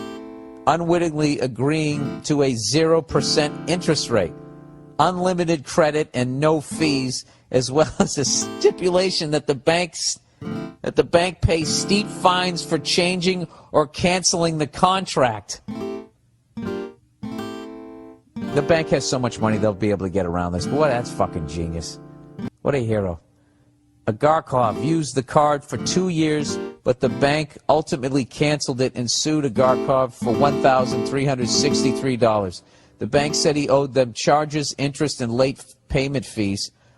A court ruled that because of the no fee, no interest stipulation Agarkov had written in, he owed only his unpaid $575 balance. Look at this. 2 minutes left in the game, people. Is he going to win this or what? Agarkov is now suing the bank for $727,000 for not honoring the contract's term, and the bank is hollering fraud. They signed the documents without looking. They said They said to me what usually their borrowers say in court. We've not read it. Agarkov's lawyer said, the shoe's on the other foot now. Sorry, I really butchered the ending of that reading. So, well, I got to pay attention to that. Well, they'll settle out of court. I don't know, man. That's a hard. I mean, the fact that you just got out of paying the fees. I got to put this in my my computer here. I want to pay attention to that. Agarkov, Russian bank case. Okay, so it's still at that point. Hey, anybody in Russia listen to this thing? Can you please keep me abreast of this? I want to see if he gets any of that $727,000. All right? I'm going to do a little pregame analysis here. I'll tell you right now, I got to tell you, if I'm the bank, I got to be thinking, how did we end up in this situation? I would actually guess that they're not going to pay any of that. They probably got enough politicians and judges in their pockets. I mean, it's corrupt enough over here. I can't imagine what the fuck it's like over there. No offense, but it is what it is. Yeah, if anybody, I don't know, in Estonia, Latvia, if you're close enough, you can pay attention. Let me know. I'd appreciate it. Lithuania, the Ukraine, Belarus. Look at me. Huh? I've learned some shit. All right, I don't know if you guys know this, but I guess they're working on cars that are going to drive themselves in the future. I don't know why. I mean, how fucking lazy are people going to get? I mean, it's going to be great for drinking and driving. You'll just be drinking and riding, you know? All of a sudden, you'll always have that fucking thing, right? I don't like this, man. I don't like how everything's becoming fucking automated. You know, I feel like rich people are gradually phasing us out, you know? Because you know goddamn well the only reason why they allow us to exist is because they need us to farm, right? They need us to deliver shit. They need us to do a bunch of shit. And I could add another example. I don't know, dance around like a monkey at a fucking casino. Come downstairs and say a couple of words at your little fucking Illuminati party in the basement. They need us to do that. But once everything is automated and it just handles its fucking self, do you think you could be a part of that group? What if you were a part of a group that was just going to slowly fucking just phase everybody else out, you know? And somehow it would happen in your lifetime. All right? Like, who would you keep? These are very Hitler-esque type questions, but this is the type of fucking madness that I think everybody's capable of, you know, especially, I don't know, if you travel on the road, some of the dopes you fucking meet out there, watching people getting stirred up, you know? In all honesty, I can't stand, like, the choices that we have for president right now, you know, as it starts to go towards, as a fucking torpedo, that fucking St. Bernard-looking guy, Bernie Sanders, right, his jowls, as they torpedo his fucking campaign, and all Democrats are walking around, he can't win, he can't win. I love that. I love it. Yeah, because you're too much of a pussy to fucking vote for him. That's why, right? So you're going to vote for this clammy fucking crook, or this guy who isn't saying anything. But, like, I really believe that, you know, you could talk people into fucking wiping out everybody on the planet. He's very easily. Just listening to Donald Trump, his speeches where he just says absolutely nothing. You know, he said today he was talking to college graduates, and he's literally going like, I'm going to bring jobs back to the United States. You wait. There's going to be more jobs here by the time I'm done. It's going to make your head spin. I'm going to have Apple bring manufacturing jobs back from China to here. Okay? And people clapped. He never has to say how he's going to do all. I'm going to plug up the hole in the ozone layer. Water's going to be clear. I'm going to get rid of all terrorism, and that's going to be the first week. Woo! I like this guy. This guy makes sense. He's making it great again. You know? And then you got Hillary out. She just talks through her fucking teeth. It's like, she looks like she should be doing like a ventriloquist act, but the puppet isn't there. I just can't fucking... I don't know. I don't know. I don't fucking know. No idea. And I don't even know who the other guys are. I just heard a couple of them talking, trying to trash Donald Trump, and they sounded pathetic. It's not good speakers. This is a bad one. This is a bad one. You know? Like, I bet people watching, if you got a great college program and a bunch of seniors fucking graduate, and you just go through a bad 4-year period. I think that's what we're coming through. We're coming out of right now. Like this one guy who was saying he was going to get rid of Obamacare if he was elected. And people like applauding. Like, I don't fucking get it. I don't get why. I don't have Obamacare. I guess my tax dollars pay for it, but I don't have any problem with somebody like, I don't want my fellow countrymen walking around with a fucking toothache. You need your spleen removed. Fuck you! Figure it out for yourself. Why don't we help each other out a little more, Why can't we do that? And if elected, anybody needs their spleen out? Donald Trump, I bet I could run. I could run for president if that's all you got to do is just say you're going to do all this awesome shit. You never fucking do it. Everyone will have health care and it will be free. All right. This weekend, by the way. The self-driving cars. Let's get back to that fucking thing. So evidently some self-driving car hit a bus, which is fucking tremendous for anybody who loves driving. That is such a tremendous fucking thing that happened today. Or yesterday, or maybe last year. All I know is I just found the fucking story. I'm so fucking psyched. The self-driving car hit the fucking bus. I mean, even though it was only going like 2 miles an hour, it's just so fucking great because it hit a bus. So all you got to say is just, just be like, well, what if there was a bunch of kids on that bus, right? And then that'll delay it a good 20 fucking years. Let me see if I can find this story. Self-driving. Google says it bears some responsibility after self-driving car hits bus. Can you fucking believe that? Well, was there a person driving the bus? I would say that you have all the fucking responsibility unless this guy literally drove into the fucking thing. Alphabet Incorporated, Google said on Monday, it bears some responsibility after one of its self-driving cars struck a municipal bus in a minor crash earlier this month. The crash may be the first case of one of its autonomous cars hitting another vehicle and the fault of the self-driving car. Dude, this is going to be a shit show. This is just one, and it already hit a fucking bus. You know what I mean? That's lunacy. It's fucking lunacy, man. I will tell you, I think it will cause people to drink like they've never drank before. Most nights I don't drink out here because I drive myself places. I don't fucking Uber. Well, that'll put Uber out of business, right? Well, I guess if you don't have a fucking car. I don't know. Don't you guys like driving? I hope you have like the option. My thing is, how is the insurance going to work? Because goddamn well, there's no way the insurance company is going to take that fucking liability on. And they're claiming they're going to get rid of, there'll be no more deaths from car accidents. There's going to be no more accidents. It's going to be like, just accident free. And this is amazing to me that it's gotten this fucking far, considering, that like the amount of times they tried to kill the electric car, right? And big oil companies, that type of thing. You're fucking with their blue blood money. You're not having that. Let's go electrocute an elephant to show how fucking dangerous these cars are, right? So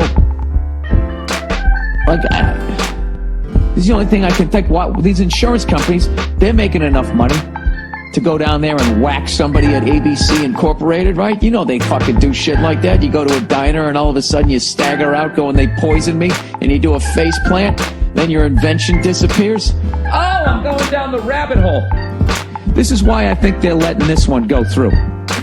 Because they're eventually going to get rid of all of us, and when they do that, they're going to have no more limo drivers. So they're like, well, what are we going to do in the future if we want to ride somewhere? I mean, I'm not going to drive my car and soil my wealthy hands, am I? And then somebody's like, well, what if we just we'll just make the cars drive themselves? Oh, okay. Okay. Kill them all then. Yes, thank you. Poison them, remove them from the planet. I wonder if they got rid of everybody, how long it would take for this to go back to normal. You have to take all the nuclear waste, right? Just send it out, out into fucking space, right? Send it towards Mars. Just make sure you don't hit the moon. And all you do is just fucking chill out in your little house. I wonder how long it would take to undo all that. But all this shit that people leave behind, fuck you gonna do with all of that? That's all gonna go into the soil. That'd take a little, it wouldn't happen in your lifetime. Jesus Christ, I am all over the place, man. What the fuck am I talking about here? Murdering people and self-driving cars. You should see this fucking car, by the way.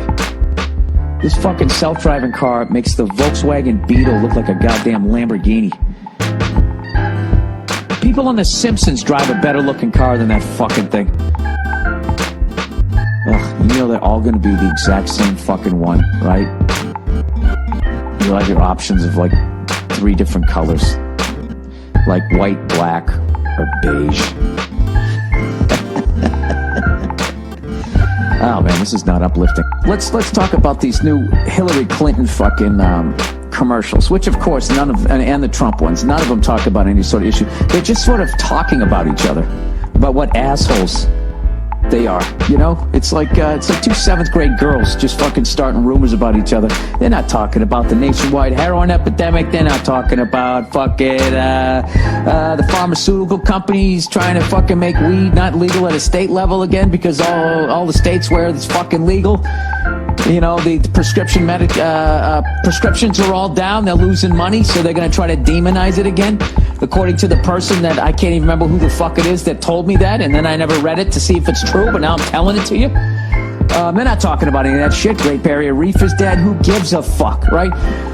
All right, let's trash the Hillary one first. All right, the Hillary one about fucking Donald Trump is they're trying to go, your kids are watching this.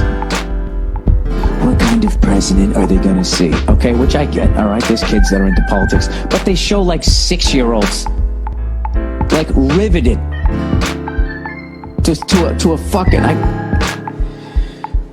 fucking adult running for office. Did you remember when you were 6 years old? Remember I don't even know what kids see nowadays. When I was a kid, remember when your parents put on the fucking news? Remember that feeling in your stomach? It was like they were making you eat spinach. You're like, oh my God, I got to get out of here. This is boring.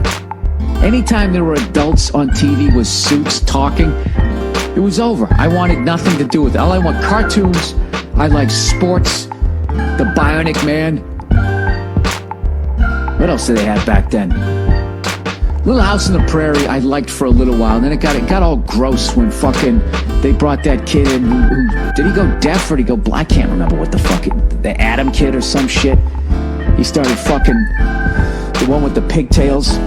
It just got gross, man. I don't know. I used to like watching the cowboy shit. I like that stuff. But anything that was remotely nightly news, politics. I vaguely remember Richard Nixon crying on the radio when I was riding. I was riding in the car with my mother, and she was trying to explain to me what was happening.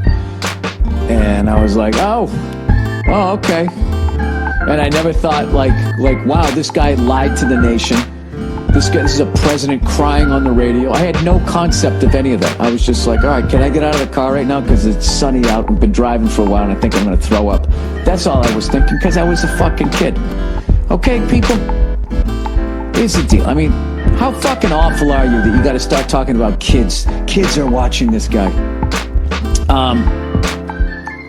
And then the Hillary one, I don't even know what the fuck it was. It looked like a fucking Pink Floyd video. I was cooking and I turned around. I had the game on, the one that Trump made about Hillary, which I want to say it was somebody dressed up like Hillary, holding a pickaxe or something. Like, I didn't even know.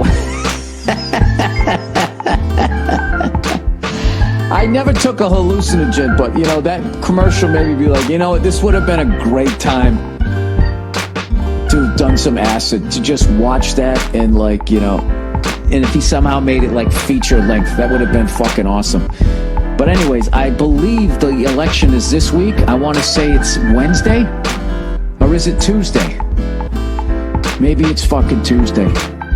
I have no idea. I know Wednesday the 9th I'm going to be on Conan O'Brien, and there will be a new president. Is it going to be the first lady? You know, which means Bill Clinton will be the first, what the fuck would he be, what would he be called? The first husband? The first husband? I knew I'd be groundbreaking.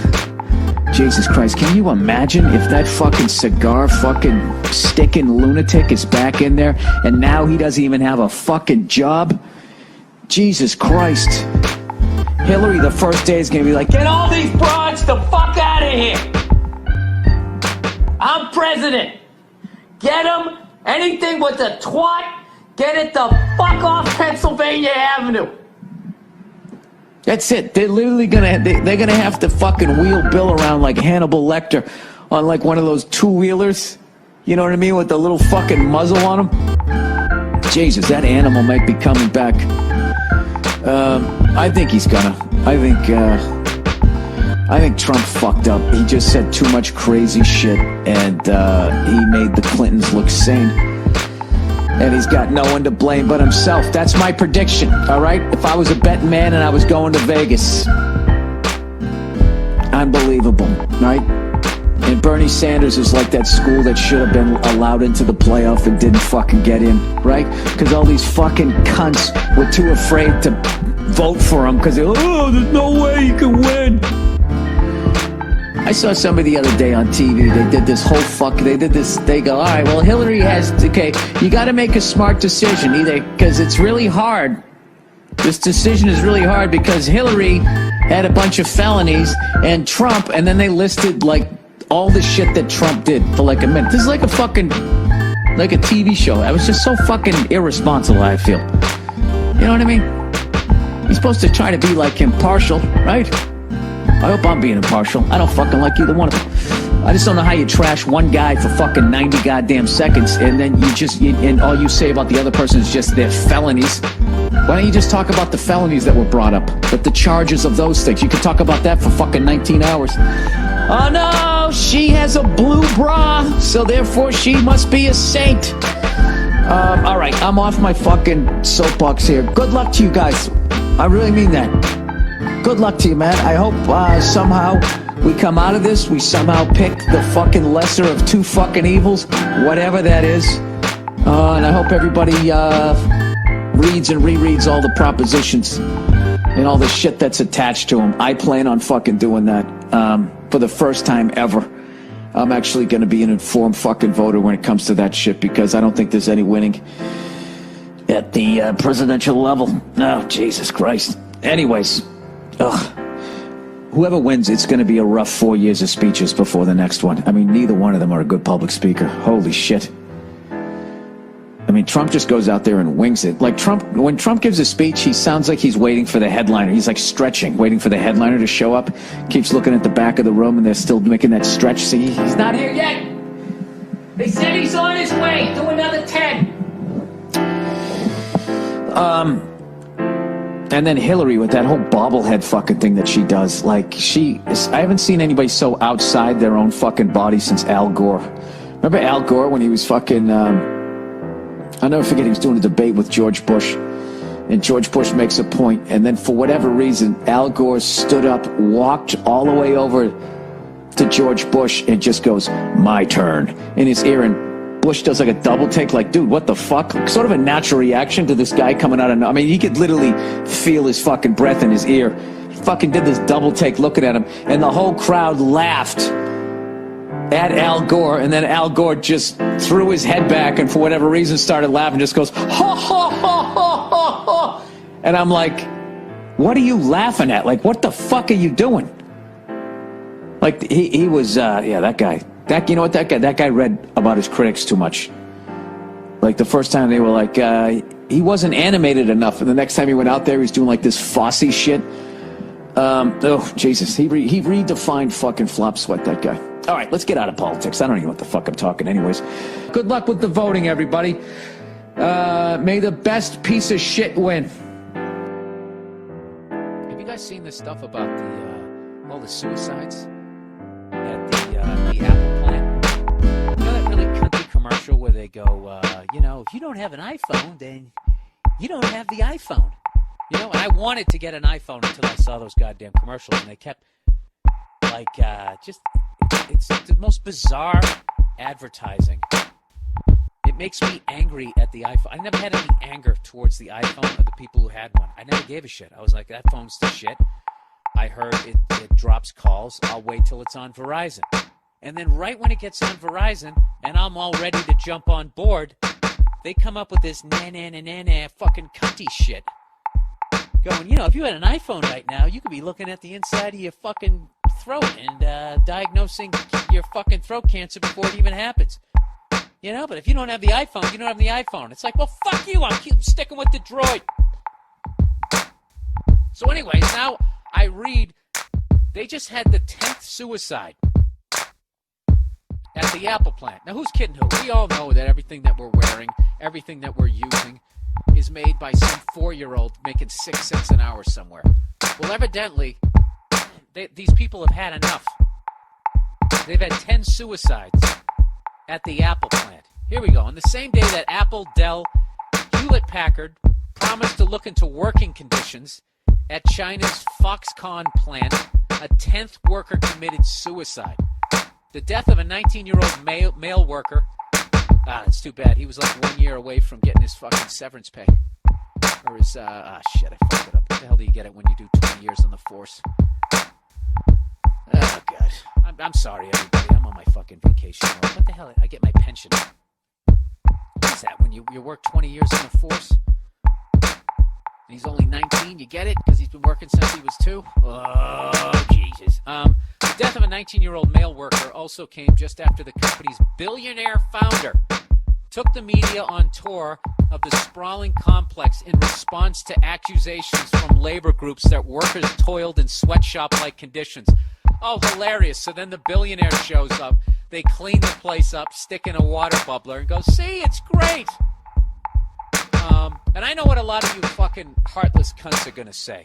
You're going to say, well, sweatshop labor is necessary. Do you want to pay $8,000 for a laptop? Well, here's my rebuttal. You know what? If the cunt at the top didn't have to make $1 billion a year, kind of like when they were talking to the oil companies. They go, you're projected to make $350 billion. How about you just make $340 billion? Do you have to make that much money? That's the thing. The people at the top are taking way too much fucking money. There's no fucking way that the only reasonable way to make a laptop is to give people such shitty wages that suicide is a better fucking option. And you do it at the fucking plant to make some sort of political statement. There's just no fucking way. How about the people at the top? I mean, once you got $100 million, do you ever need to get another paycheck? I don't understand that. I don't understand that. And I'm not saying that the people at the top shouldn't be filthy, stinking rich because they came up with it, but you shouldn't be paying people. There shouldn't be sweatshop for everybody. That's all I'm saying. And what sucks is that we actually came up with unions in this country because of sweatshop-like conditions. And but what ended up happening was the people in the unions took advantage of it, and with their strength, they became a bunch of sloppy douchebags to the point that there's a lot of people who actually have negative views about unions. That's how bad it is in this country. And they're actually excited that they're going to do away with unions. A lot of people want to do away with fucking unions rather than reform them. But to do away with them, we're going to. But I have been having. I had a brutal flight. Sewing shit together All right. and going, you know what? I flew out of LAX. Help it. It's the fat guy feng shui. How do you dislike this guy? When I enter a room or a situation, I always ask, where do I fit in? Literally and figuratively. Whenever I have to eat lunch with my work group, about 20 people, and we're seated at a long table, I never sit between the table and the wall, and I usually sit at the end. Know why? I want to make as few people uncomfortable as possible. I don't want anyone to have to squeeze behind me to get out, and sitting between two people just pisses them both off, or so I assume. Jesus Christ, this guy's like a fat Gandhi. When I have to carpool with a group, it helps to drive or have shotgun because then I'm not squeezing the other people in the back seat. The thing that makes me hate fat people, capital letters, hate fat people, is that they don't seem to realize that they're fat. They are impulsive and selfish and don't seem to consider that when a normal guy eats a giant turkey leg at Disneyland, it's a lame and kind of funny. Oh, it's lame and kind of funny. But when a fat guy does it, it's disgusting. Or maybe they just got fat and haven't figured it out. Hey, fatty, don't sit there because now everyone has to squeeze past you. I like this guy. He's trashing fat people now. Or, hey, don't act like you're entitled to that, to put your arm around your airplane seatmate because it makes you more comfortable for you. Makes it more comfortable for you, you asshole. He just keeps going here. Or, hey, if you got to eat in public, don't smear barbecue sauce all over your face at the church picnic or eat more than 2 donuts in a sitting, parentheses, airport. And you know what? When I swim in public, rarely, I keep my shirt on until the second before I get in the pool. I don't ride the elevator from my hotel room and walk down the hall to the Hampton Inn pool shirtless because I'm a fat fuck and no one wants to see that. I used to swim with my shirt on, but somehow that's even worse. Anyways, for what it's worth, have a good week. Thanks for the hilarity. You know what? That guy's all right. You know what? I bet there's more fat people like that than there's not. So maybe I ought to lay off the fatties for half a second. I'm just doing this just to fucking, this is what this podcast is. It's like a smoker. And every once in a while, you gotta, I don't even know what you gotta do. You gotta throw a little wet wood in there. That's what that was. I think I'm gonna leave the fatties alone. I think they're actually really considerate people. I think I was wrong about it the entire time. See that? Now I'm gonna wait for the backlash. This is the problem I have with people who are defending the oil companies here, is basically when you go back to the 70s, okay, and you prove to me that cars they weigh more now, okay? So you're right on that one. But your logic, though, is still based in that the oil companies were telling the truth in 1976, that 35 miles per gallon was the best that we could do. So you use that as a jump-off point to then prove your point now that that's why cars get the gas mileage that they get today. Is basically, I have to make the leap with you that oil companies are telling the truth. That this $350 billion industry, okay, that is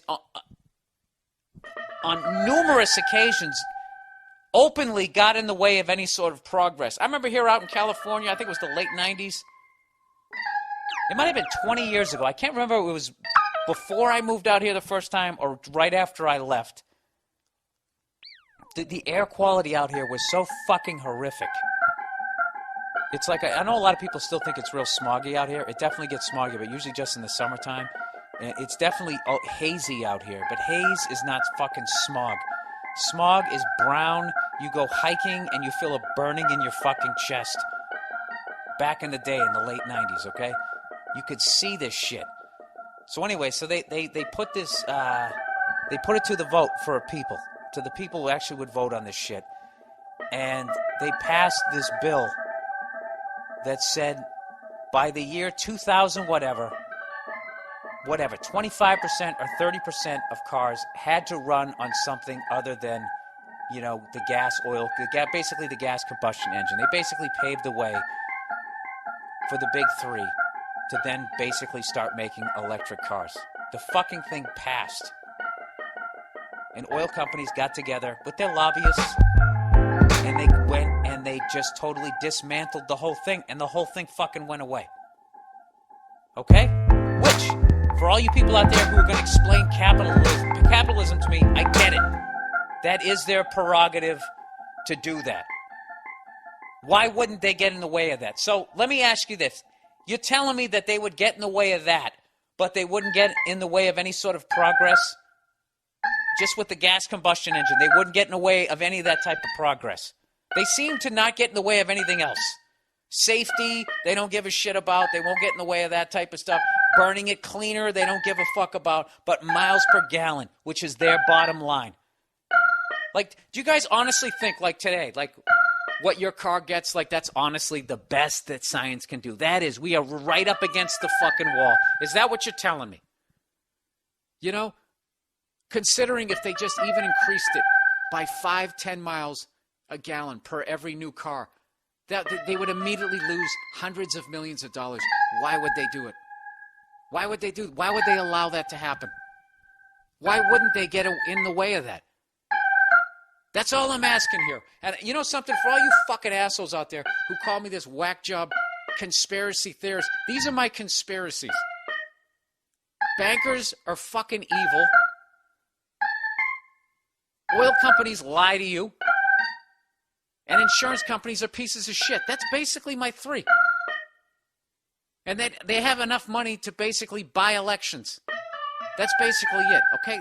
Those really aren't groundbreaking conspiracies. Are they? I'm not saying there's some guy living in the fucking moon. I'm not saying I saw a fucking flying saucer come out of the goddamn ocean and fucking take a piss on somebody sunbathing and then, you know... I saw Ronald Reagan waving out the side of it, and then it took off. I'm not saying that shit. I don't buy it, okay? And I actually got emails from people. They sent me these links. They sent me this link of this fucking kid, 14-year-old kid with one of his classmates, built this futuristic-looking Jetsons car, and they got close to 2,000 miles per gallon. I'll send you the link to this. You can go on the MM Podcast and look at this thing. The MMPodcast.com. Look at the picture of this thing. Okay? And once you're done saying, well, it's not a practical car, it's not as heavy as the other ones, it would never meet the safety standards, and yada, yada, yada, all that fucking shit. Do you honestly think that airbags, navigation systems, crumple zones, and all that, you're honestly going to tell me that basically knocks off 1,900 miles per gallon? Are you really going to fucking sit there and tell me that you honestly think that they're not? Why wouldn't they get in the way of it? They have the money to get in the way of it, and not only that, they're not even part of this country in a way. They're borderless.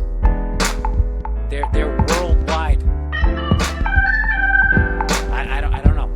So I respectfully apologize for not fucking looking up the weight of the car. I was 100% wrong in that, but I still do not think that I'm wrong or I'm fucking paranoid about here. Oh, by the way, I want to thank the 43,000 people who sent me that story about how the world's largest sperm bank has been turning away the jizz of redheads. Okay? World's biggest sperm bank tells redheads, we don't need your semen.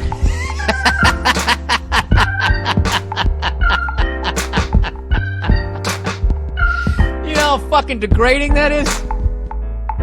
You're showing up to jerk off into a Dixie cup and they turn you away like, nah, that's alright. That's like telling a stripper to put her clothes back on. It's fucking horrific. You know, but for some reason, like, people think that affects my life. It doesn't. Alright? They turn away a lot of fucking people. Okay? If you got different shit in your family, they turn you away. And not to mention, I gotta tell you, as a guy, that story has no effect on you. Okay? As far as your jizz. I guess, yeah, I can't sell my jizz to a sperm bank. I mean, what sort of financial fucking crisis am I gonna be in? Where I'm going down to a Dwayne Reed stealing lube and then limping into a sperm bank to fucking shoot something into a goddamn graduated cylinder. You know? Really? I can't fucking do that? You think I give a fuck? Let me tell you something. This is what I learned. This is what I learned in life, okay? If you're making money The ladies want your fucking jizz. I don't give a fuck what you look like. You could be a one-eyed, bald midget troll. They want it in them. All right? Trust me. So any redhead who took that in a bad fucking way, just go out and make something of yourself. I'm telling you. You'll get a fucking 10. And you'll dump a fucking nice unwanted spooge right in her. That was disgusting, yet pro-redhead. How do you like that, everybody?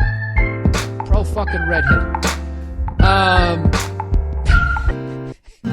just love how many people sent me that story. Like, I swear to God, I said 40,000, but it had to at least be 100. And that's one of the things that I love about the internet, and I hate it at the same time. Because the internet, I swear to God, allows adults to act the same way you acted when you were in, like, kindergarten or first grade on the playground, where you were just completely uninhibited and you were mean. Remember that shit? You just walk up to somebody and be like, I don't like your face, right? You could just be that.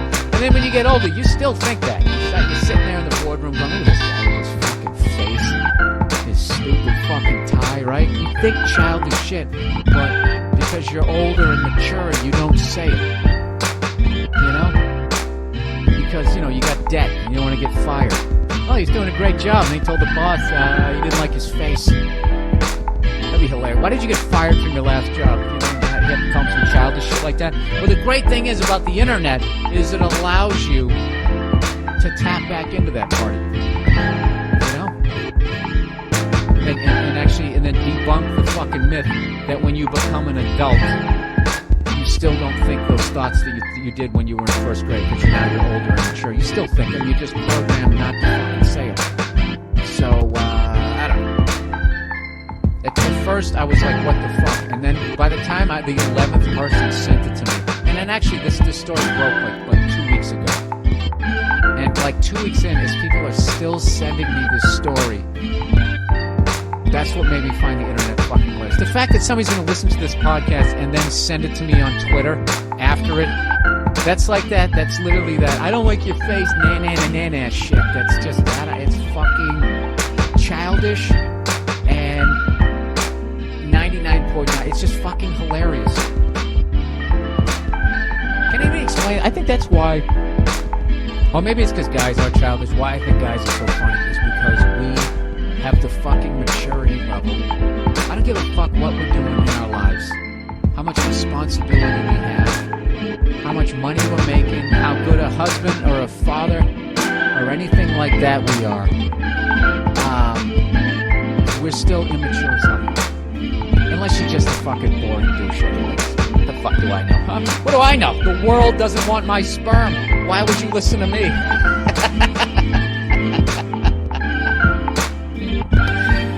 Oh, this just in. The world says, fuck you, Bill. Fuck you and your red nuts. We don't want them. Oh, my God. How much of an egomaniac am I that doesn't even bug me? That I actually find it funny. The world just said no to me, and I still feel good about myself. What kind of a man has an ego to that level? I'll tell you, the kind of man who has the balls to do a podcast by himself, who actually thinks he's fucking interesting for an hour. You know what? I think I was a little too mean on the fatties. I did what everybody does. I judge fatties the way the world judged my sperm. You know, see, people, this is why my podcast is so mean. This is why I don't give a shit about other people's feelings. This is why I say, cry me a fucking river. I don't give a... The world just said no to my jizz. The fucking world. There's people out there, okay? They're shitting on the side of the road after they fucking, skip out of a bamboo hut. Okay? I come up with my jizz. I'm all set. I'm gonna wait for something better.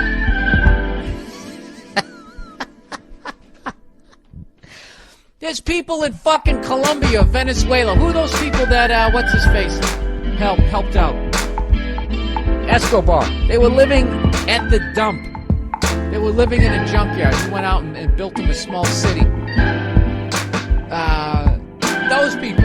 also said no to my jizz. This just in, the world says no. So, I just don't, I don't have any fucking, I just don't have any sympathy. Yet I do. I understand people don't want to be fed, folks. The same way you understand that you want the world to welcome you jizz, as opposed to saying no to it. Hey, Bill, I'm a listener who is not only from Hong Kong. Nice! Look at me going international. Sir, you are the first one to call in. Are you SG Man on YouTube? Are you that guy? Have anybody seen that guy? Underrated. SG Man on YouTube. Look up that kid's page. I shouldn't have said he was from China. I don't know if he's Japanese or whatever. He's from Asia. And this fucking kid absolutely kills it. His AC/DC covers are the shit. And sometimes he improvises solos, and he's that totally fit the song, but it's not what Angus played. Like, he's a real fucking musician. So anyway, let's plow ahead here. I'm a listener who's not only from Hong Kong, China, but also an Indian from Hong Kong, China. Okay, I am not an expatriate. I have never lived in the States or an English-speaking country. I am from here, yet I listen to your stuff. Small world, huh? I don't know if I'm buying this. You speak English so well that you can go small world, huh? H-U-H. What sort of level Rosetta Stone do you have over there, sir? Although his name, Rohit, I usually don't out people's names, but I think you're okay on the other side of the world. R-O-H-I-T, Rohit. Assuming perfect surgery has been done, would you rather get a hand job from a woman who has had her hands surgically replaced with a man's hands? Oh my God. Or would you rather get a hand job from a man with hands of a woman? Which is less gay? This is not a dilemma I face, just a question I randomly thought of and asked a coworker. Peace from the Far East. Dude, are you fucking kidding? I'm not buying that you're from over there. That you can be this fluent and this funny in a second language. You know what? If you are, dude, that's amazing to me. Because I'm about ready to give Spanish another fucking try. You know? Pero es gris y blanco. 8, 9, 1. El niño bebe leche. Amarillo. Right? And I'm going to speak it when I speak Spanish. I'm speaking just like that. Like I hear on those Spanish-speaking stations, because that's what the Rosetta Stone told me to do. Just immerse yourself in the language. So I started walking around listening to the Spanish-speaking stations. You actually got to watch the news so you can see a picture and figure out what the fuck they're talking about. But all I would recognize is when they would just say the fucking phone number. 1, 3, 2, 3, 8, 0, 0, 1, 7, 5, 4. All right. Sorry. So what would I rather have? I would rather have a woman with man hands. Oh, but this is the thing, though. They're not man hands. They are literally hands from a man. So they're fucking hairy. Oh, boy. Jesus, dude. This is a fucking phenomenal question. All right, there's no fucking way I could get jerked off with some guy with like 5 o'clock shadow just sitting there. It would have to be the most effeminate guy ever, dressed in drag. That's what I would do. I would go with that because I think hairy, Bigfoot hands on my dick would freak me out, and I don't think there's any way to get around that. If they were like the, you live in the High Life. Remember that Miller High Life commercial where that greasy hand grabs for that last deviled egg? If that was wrapped around my dick, there's just no way it would happen. So what I would actually go. If you had a really effeminate, bitchy dude, and I could dress him up like a woman, one of those trannies where you really got to look, and had the female hands, I would go with that. And I would have the fucking dude reach through a glory hole.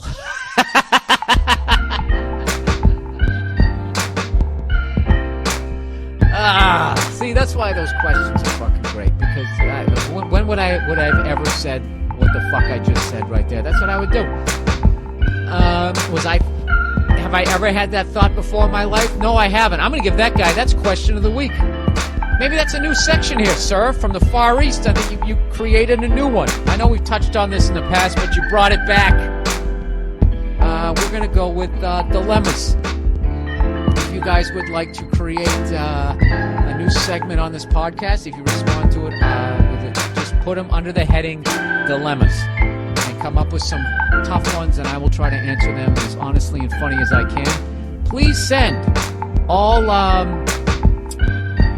emails to bill@themmpodcast.com. bill@themmpodcast.com. Do not forget the THE, like the Ohio State University, who got fucked in the ass by the NCAA this year. You are guilty of doing what every other program is doing, yet only you will suffer in 2 other programs. And the official website of the Monday Morning Podcast is www.themmpodcast.com. We got a donation button there. It's the first of the month. Your rent's due. Wait till next week. But please click on the donation button.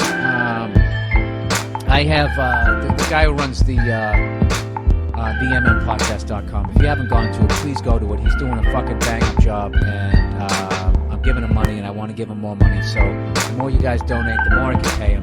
It's the donation button. Also, we have the Monday Morning Podcast Select. Trying to nail down another guest. We got one. It's 99 cents if you want to get something for your money rather than just throwing it into the wind. That's also on the mmpodcast.com. We also have the ringtone, which a lot of people can't find, so I'll have my guy explain where it is, or maybe put it in a more prominent area. The Oh Jesus ringtone. All right, which is it's a great ringtone, people. All right, it's a great ringtone for your girlfriend. She's always nagging you. Then you know not to, or whoever nags you in your life, you know not to pick it up. It goes oh Jesus. You never answer that, right? All right, dilemmas for the week. Go to the bathroom like a cat, number 1, and number 2, in a dresser drawer-sized cat box, and have a butler empty it every day. Or go to the bathroom like a dog outside in the bushes, and have a butler follow you around to pick it up and tell you that you're a good boy. Oh, that's no fun. It's no fun. That second one. I do it outside. Squat right down in the fucking bushes. No shitting inside my house. That's why I hate cats. Aside from the fact that they act like stuck-up cunts at a club, you know, who've never accomplished anything other than looking good in life, you know, and they only come around when they fucking need something. You know, the other reason why I don't like cats is they shit in the fucking house. Then I gotta pick it up. I don't like that. They're not happy when I come home. There's no give and take. You know what it is? When you have a cat, you're basically Robert De Niro's character in Casino. That's what you are. You know, and your cat is Sharon Stone. She's just there for the amenities. You fucking cunt. Go OD in a goddamn Red Roof Inn. All right, so yeah, I would definitely be outside. Who doesn't like being told they're a good boy? I get praise. When was the last time anybody out there got praise after they took a dump? Wouldn't that be awesome? You know? I don't know. All right, let's plow ahead. Was that unfunny, sir? Did you not like that one? Was that not up to your comedy standards? Did you feel the rest of this podcast was funnier than that? When I blew my nose before I went off on Jesus? Oh. All right, let's just plow ahead. Number 2. Would you rather marry a stripper or have your daughter become one? I'd rather marry one. I'd rather marry one, you know. If my daughter becomes one, that's just complete failure as a parent. And in fact, that's what I think all those videos should be called that you see, you know. That you see on YouTube when you got those girls doing those booty dances, you know, with the goddamn shorts up their ass. Like, it's always like so-and-so booty dancing. What it should be called is so-and-so complete failure. As a parent. Well, results of a complete failure as a parent. Absolutely. I would rather, that's not fair to the kid. I would marry a stripper. And, you know, I would just have fun with the stripper. I would just do whatever I could, you know. Fuck her as she had one leg pointed west and one leg pointed east, you know, or north and south if she's standing up drinking coffee, you know, doing like one of those little ballet moves. I just bang her like that, and then, then I have a kid, and be like, listen, this is the secret in life, sweetheart.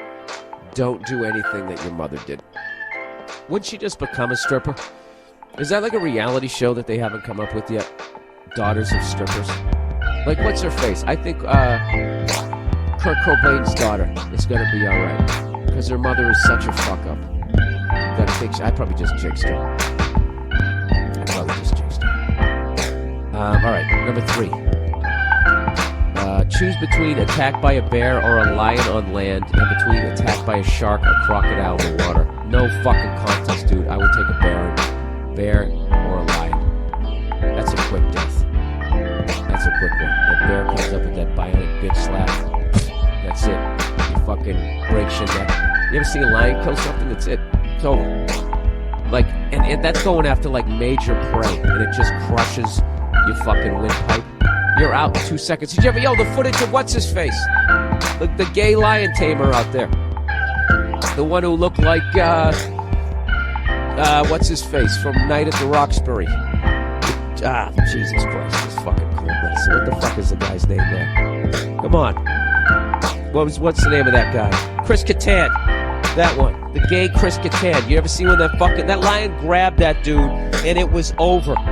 In 2 seconds, he just went limp. I'd take that in a second. As opposed to a fucking shark. You're sitting out there, a shark comes up, first thing it does is it bites into your leg to see if you're edible. Right? Just takes a nice chunk out. You know? Like he's doing some sort of wine testing with your fucking thigh meat. You know what else kills me? Is the fact you can't fucking see it. You know? Your head's above the water and all the evil is just below it and you're sitting there, you know? And I think that you got that caveman DNA that would just be going off, that there was something in the area, despite the fact that you couldn't see it. You'd be trying to lift your fucking legs up. I think the real dilemma here is between shark or crocodile, and I would have to go shark. I just feel like it's a cleaner death, you know. They got those Ginsu knife teeth. They just come in like a tiger shark. It's just fucking over. You know, just a perfect fucking killing machine, as they said in Jaws. But like alligators and crocodiles, those fucking things, those are like those guys who aren't talented enough to be in the NFL or the NHL. So they just go out there and they try to blow out guys' knees, you know. Alligators and crocodiles are like the Bill Romanowskis of fucking predators. You know, just that thing where they grab onto you. You know, what I like about a shark, you could just bite your leg off. A fucking alligator, they always seem to grab it, and then they go into that roll, and they just so slowly twist it off, you know, like you're some cooked chicken, and they're trying to take the leg. All right, this is getting fucking morbid. That's what I would choose. All right, what else we got here? Have a beautiful lady who stinks, smelly breath, smelly ass, pussy, pits, hair, the works, all stinking, or an ugly fat bitch who smells great. I'd go with the ugly fat girl who smells great. Absolutely. Because I could love her. Or the other one who just smelled like shit but was beautiful and was probably carrying herself like a beautiful lady would annoy me after a while, and I'd probably kill her. You know, why did you kill her? Because her fucking pussy stunk and she walked around like she was Giselle. Am I being charged with anything? Because if I am, I want a lawyer. Go fuck yourselves. Well, Mr. Burr, you really just already incriminated yourself. I don't care. You know, the prison will not smell as bad as her ass. Oh, is there anything worse than fucking cold tea? All right, here we go. Chimp first linebacker. Bill, my friends and I frequently get in an argument over whether a world's man competitor or NFL lineman could handle a chimp in a fight. I know chimps can rip faces off and are 10 times the strength of a normal man, but a normal man is a tub of shit. I bet a linebacker could rip some faces off too. What do you think? Yeah, no contest. The chimp would fuck the dude up. Dude, chimps don't fight. I almost said fairly. Chimps don't fight like people. They're not gonna, you gotta come out and touch gloves, and they're gonna fucking, sorry, he's got a great jab, watch out for its right, you know? That fucking thing is just gonna jump on you Did I ever tell you that time that monkey stole my hotel keys? I was in Costa Rica. Where the fuck was I? Down in Costa Rica, way out in the bush. You know, army ants took over my fucking little cabana and that type of shit. So they had this pet monkey there. I was a monkey. I fucking hate monkeys. I never had a problem with chimps, but now that they rip people's faces off and their nuts and their feet off, I have a problem with them. I like gorillas, and I like orangutans. Orangutans. I always thought it was tang, T-A-N-G, but it's orangutan. I like those ones. They seem like they've seen it all. They got that vibe. They could just sit down and teach you about life. But those little monkey motherfuckers, I can't stand it, right? So for some dumb reason, because I'm white, I have to walk up to it. Hey, there's a fucking wild animal. Let me put myself in danger. And I walk up to this thing, and it fucking jumps on me. You know, and it's one of those, you know, remember that video, Shock the Monkey? Remember the little monkey in that thing? It was one of those monkeys. Or in the Faces of Death when they were fucking banging that monkey's head till it died, then they ate its brains. Remember that one? Yeah, it was one of those monkeys, right? This fucking thing jumped on me. And within half a second, it turned itself upside down, was hanging by its tail from my neck, reached in my pockets, grabbed my keys, and ran back up a fucking tree. This all happened like within like 1.8 seconds. And my body reaction was like, what, wait, what? Oh, fuck. So if this thing actually wanted to fuck you up, the thing's not going to come out fucking bobbing and weaving. It's going to be running around the room, jumping up off of shit. You're going to try to figure out where it is, and it's just going to fucking land on your face. And that's going to be it. It's going to tear your face off, twist your foot off, and rip your balls off. And no linebacker stands a fucking chance. Unless, you know what? What if they had on the equipment? Even then, they tear your fingers off. This is the amazing thing about how human beings survived, is everything out there, as far as I can tell, is faster than us, for the most part. It is stronger than us. Faster and stronger. But for the simple fact that we were smarter, we were able to do all the horrific things that we've done with this nature, you know? With this nature, with this planet. You ever think about that shit? Football players beat the fuck out of the nerds all through grade school and high school. Then what happens? When the real deal goes down, at the end of the day, those nerds become bankers. And those football players get enslaved. And there you sit in your house like a caged animal at the fucking zoo. And where's that banker? You don't even know what the fuck he looks like. All those Facebook cunts, that goddamn Steve Jobs, one of the most overrated human beings on the fucking planet, they win in the end. Let me tell you about my little Vegas trip here. Came in a day early, and Jim Norton is a huge UFC fan, and I didn't even realize that there was a fight this weekend. So, you know, Joe Rogan, a fellow comedian, he actually hooked us up with these awesome tickets. And I went down and I watched was it UFC 32? 132, I'm sorry. With Uriah Faber fighting some guy, Cruz. I don't know the fucking names. There's only so many sports I can pay attention to. But I got to tell you something. You got to go to one of these UFC things. And just especially if you're actually in the performing arts on any level. You know? And as much as you think it's badass to be in a band, or it's badass to be a comedian, or maybe to be a fucking, I don't know, fucking professional football player, there is nothing more badass than when Bruce Buffer does your goddamn intro, and you come in not wearing a shirt to just fucking throw down with another fucking human being. It was just, I never felt like such a bitch in my life. I just remember just going like, do I really think that I'm some sort of badass doing stand-up comedy? And not to mention, if you're a fan of the UFC, this is another reason why you have to come out and see one of the live events.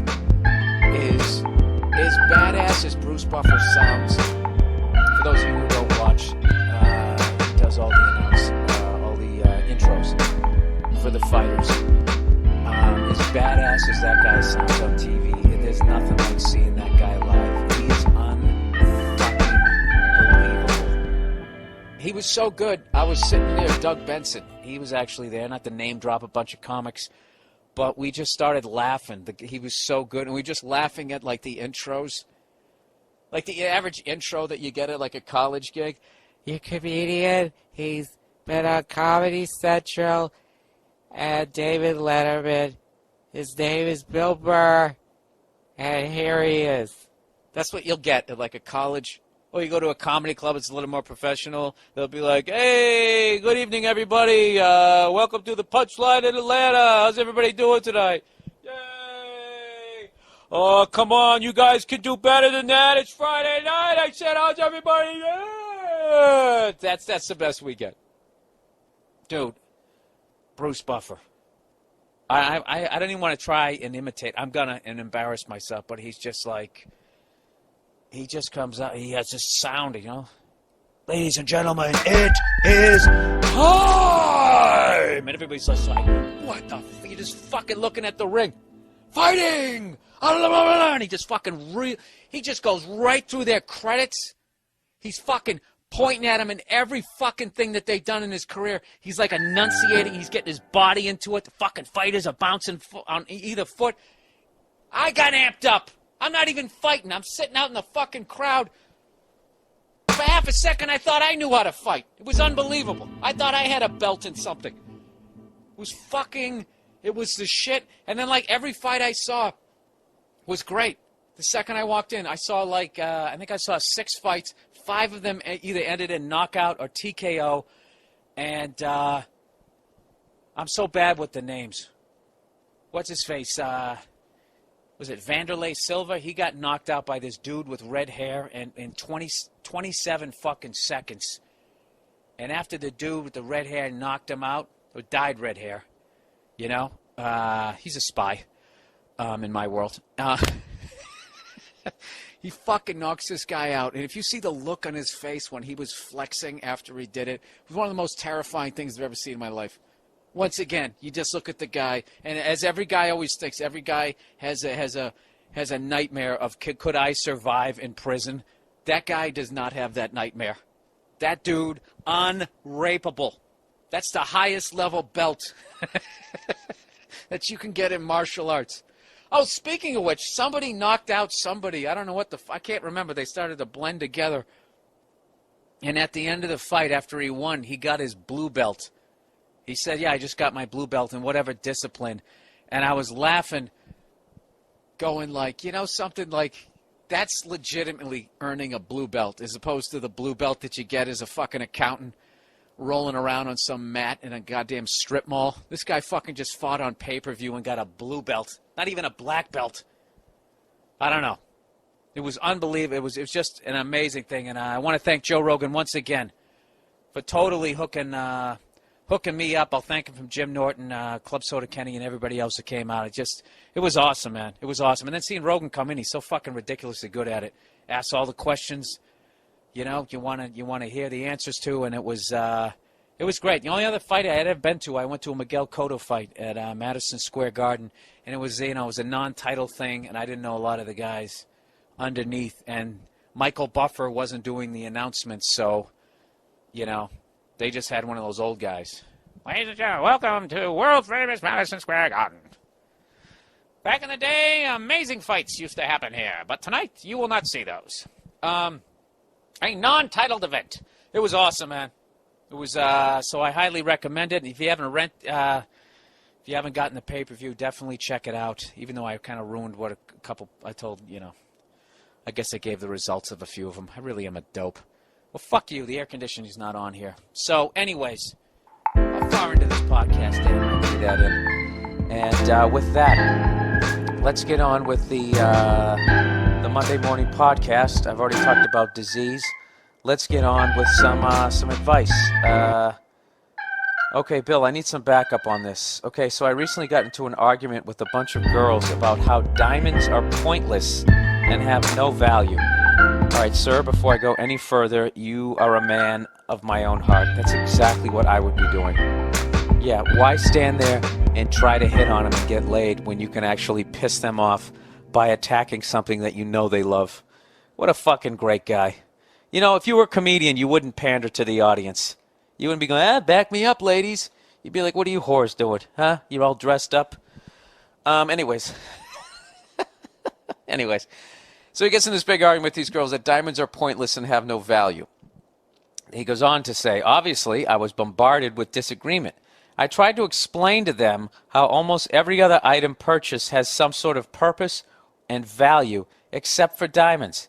A TV decodes a signal and projects it on a screen for hours of entertainment. Cars get you to work so you can make a living. Food keeps you alive. Clothes keep you warm. Even 90% of non-essential items do something to prove their value, except diamonds. But of course, they in no way agreed with me. I was told that it didn't matter how much they cost. It was the fact that they make a girl happy. I tried to explain that society forces the idea down guys' throats that they must buy a girl jewelry in order to show their girl they love her. Complete bullshit. I think that if a girl needs something bought for her to prove her man loves her, she's in a shitty relationship. I also tried to explain that guys feel like they need to buy an expensive engagement ring in order to make sure the girl says yes.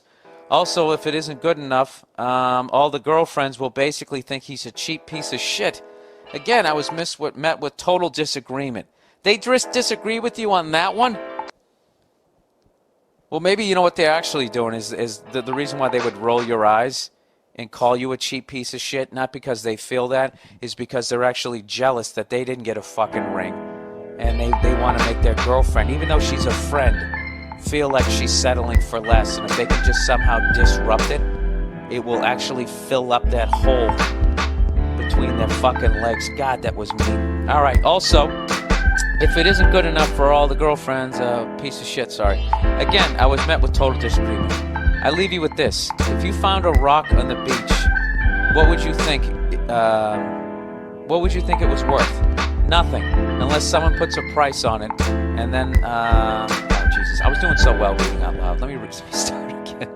I leave you with this. I like this. Like I climbed up his mountain and asked him for advice. I leave you with this, my son, and I want you to meditate on this before you go forth and live the rest of your day. I leave you with this. If you found a rock on the beach, what would you think it was worth? Nothing, unless someone puts a price on it, and then another someone is stupid enough to pay for it. Other than that, it's just a fucking rock. Please give me your input on this and let me know I'm not the only one who feels like this. I totally agree with you on that, of course. Of course I do. And you know something? You left out another major thing about that is you don't walk down the beach and find a rock. Okay, what you do is you have some fucking 8-year-old child in Africa and his whole family digging for them, half like wearing a thong so they won't steal any of them. You know? Those blood diamonds, and if you steal one, they fucking machete one of your arms off, sew you up and make you go back into the fucking mine. That's what you're supporting. That's the greatest argument ever. If your girl's pushing for a ring, what you do is you go out and you rent that movie Blood Diamond starring Leonardo DiCaprio. And when she starts pushing you for a ring, just be like, you know what? I love you to death, but I just cannot support. I just cannot support that industry. The children that are forced to go into the mines, the senseless violence too. I mean, if I might as well be the guy holding the machete if I go. I just can't in good conscience buy you that ring. Just go like that. Yeah, it's fucking ridiculous. You know what I mean? And I think it really goes back to that shit where, women want you to suffer. You know what I mean? They want you to go $4,000 to $8,000 in debt. They want you to do that and go to work every fucking day, knowing that you're working for their fucking love and the use of their fucking vagina. All right? I know that's very cynical, but you know, what the fuck? And I'm not saying all broads are like that, okay? But a good goddamn majority of them are. And I got a good mind to walk up to each and every one of them and slap the shit out of them. What do you think about that, huh? That's one of my reoccurring dreams that I have, other than cleaner oxygen. Just slap the shit out of them, right? Just get that great open hand, cheek sound, you know? You know, normally I would be thinking, fuck, what if this gets out? Nobody's listening to this fucking podcast. You can't even find it. And by the time anybody posts this shit up on YouTube, I'm going to be like, fuck, that was months ago. I'm an entirely different person. I went to church. Yeah, I think it is, I think it's a really selfish thing, especially if your guy is not making a lot of money, to make him go out and blow money on a shiny fucking rock that was dug out of the ground by a fucking 8-year-old. You know, just because you're not mature enough as an adult to walk up to all your other girlfriends with your engagement ring and making it be something other than a diamond, or at the very least, making it be a diamond that your future husband can afford. You know? I think most of it goes beyond. Half of it is they want you to suffer. You know, kiss their fucking feet, you know, and go to fucking work and have to work off this shiny fucking stone. And the other half of it is they want to fucking pull it out in front of all their friends. And you better believe that they want to make all their fucking friends jealous, okay? And the greatest thing that could ever happen is if one of their friends is already married, is if you go a couple carats bigger and they can fucking pull that out. That's like their biggest dick competition, is whoever has the shiniest fucking rock. You know what I mean? It really is fucking stupid. But, Oh, I remember what I was going to do. I was going to tell you guys the story this week. I did this awesome, unbelievable fucking gig. It was the Bob Woodruff Fund, whatever you call it. Jesus Christ. I really thought that this story was going to get the podcast going again. What the fuck was it called? The Bob Woodruff Charity Fund auction thing. Bob Woodruff is a reporter. He was in Iraq. He got hit by a roadside bomb, made a miraculous recovery, and this is the 4th annual one where they raise money for his foundation. That's the word I was looking for. His fucking foundation, to raise money for it, for for troops who've been injured in battle and that type of thing. Just one of those charities you just cannot say no to. You have to do it. And it was all the way back in New York City at the Beacon Theater. For music fans out there, they know that the Allman Brothers have been doing the Beacon run for like the last 30 fucking years. So already I'm thrilled to be there just because I'm going to be standing on the same stage as Duane Allman. And I showed up, and the lineup that I went on was the most insane lineup I have ever been on in my career. This was the lineup. All right, Max Weinberg was there, and he put together this big band. So they're out there fucking killing it. Jon Stewart was the host. He goes out, and he kills it, talking about politics in a very funny way, unlike the horse shit that I did on my podcast. He fucking kills it. Then he brings out Tony Bennett. Tony fucking Bennett, who sings 2 songs, absolutely kills it. Sounds as good as he did 40, 50 years ago. Just kills it. Then they bring out, Jon Stewart comes back out, does some more jokes, kills again. Then he brings out Bruce Springsteen. Fucking Bruce Springsteen goes out there and just fucking owns the stage, sliding around, jumping up on the piano, telling jokes, just fucking kills it. Then they had an auction. These fucking rich people played like $150,000 for one of Bruce Springsteen's guitars, raised all this money. Second half of the show, they bring out Joel McHale, who had to go on after Tony Bennett and fucking Bruce Springsteen, and he still somehow killed it. Then I went up, and then the final act of the evening was Jerry Seinfeld. Jerry fucking Seinfeld, the king, the master, right? And I'm on stage when I went out there, and my whole nervousness of the night was not going on after those people. My nervousness was the fact that nobody had said fuck yet. And it was a benefit, and people talking about tragedy, and I was going to go out there, and my opening bit was talking about, hitting women. So I'm backstage just like mind fucking myself. Oh, God, it's going to be too harsh. I shouldn't curse. Jerry's going to get mad at me. The second I curse, he's going to look at me like I'm not even a comedian, And I so badly want his fucking approval, So I'm sitting there freaking out. Finally, my agent just goes, dude, you see what Springsteen just did? He went out, he just does what he does. Jumps on pianos, just go out there and do what the fuck you do. I was like, you know what? You're right. You're right. So I went out there, and I didn't say fuck as much as I usually do. But I went out there, I did my, hit by women, all that type of shit. Fucking killed. And when I get off stage, I'm walking, and Jerry's going on next, so I'm walking off the stage, and there he is, fucking Seinfeld.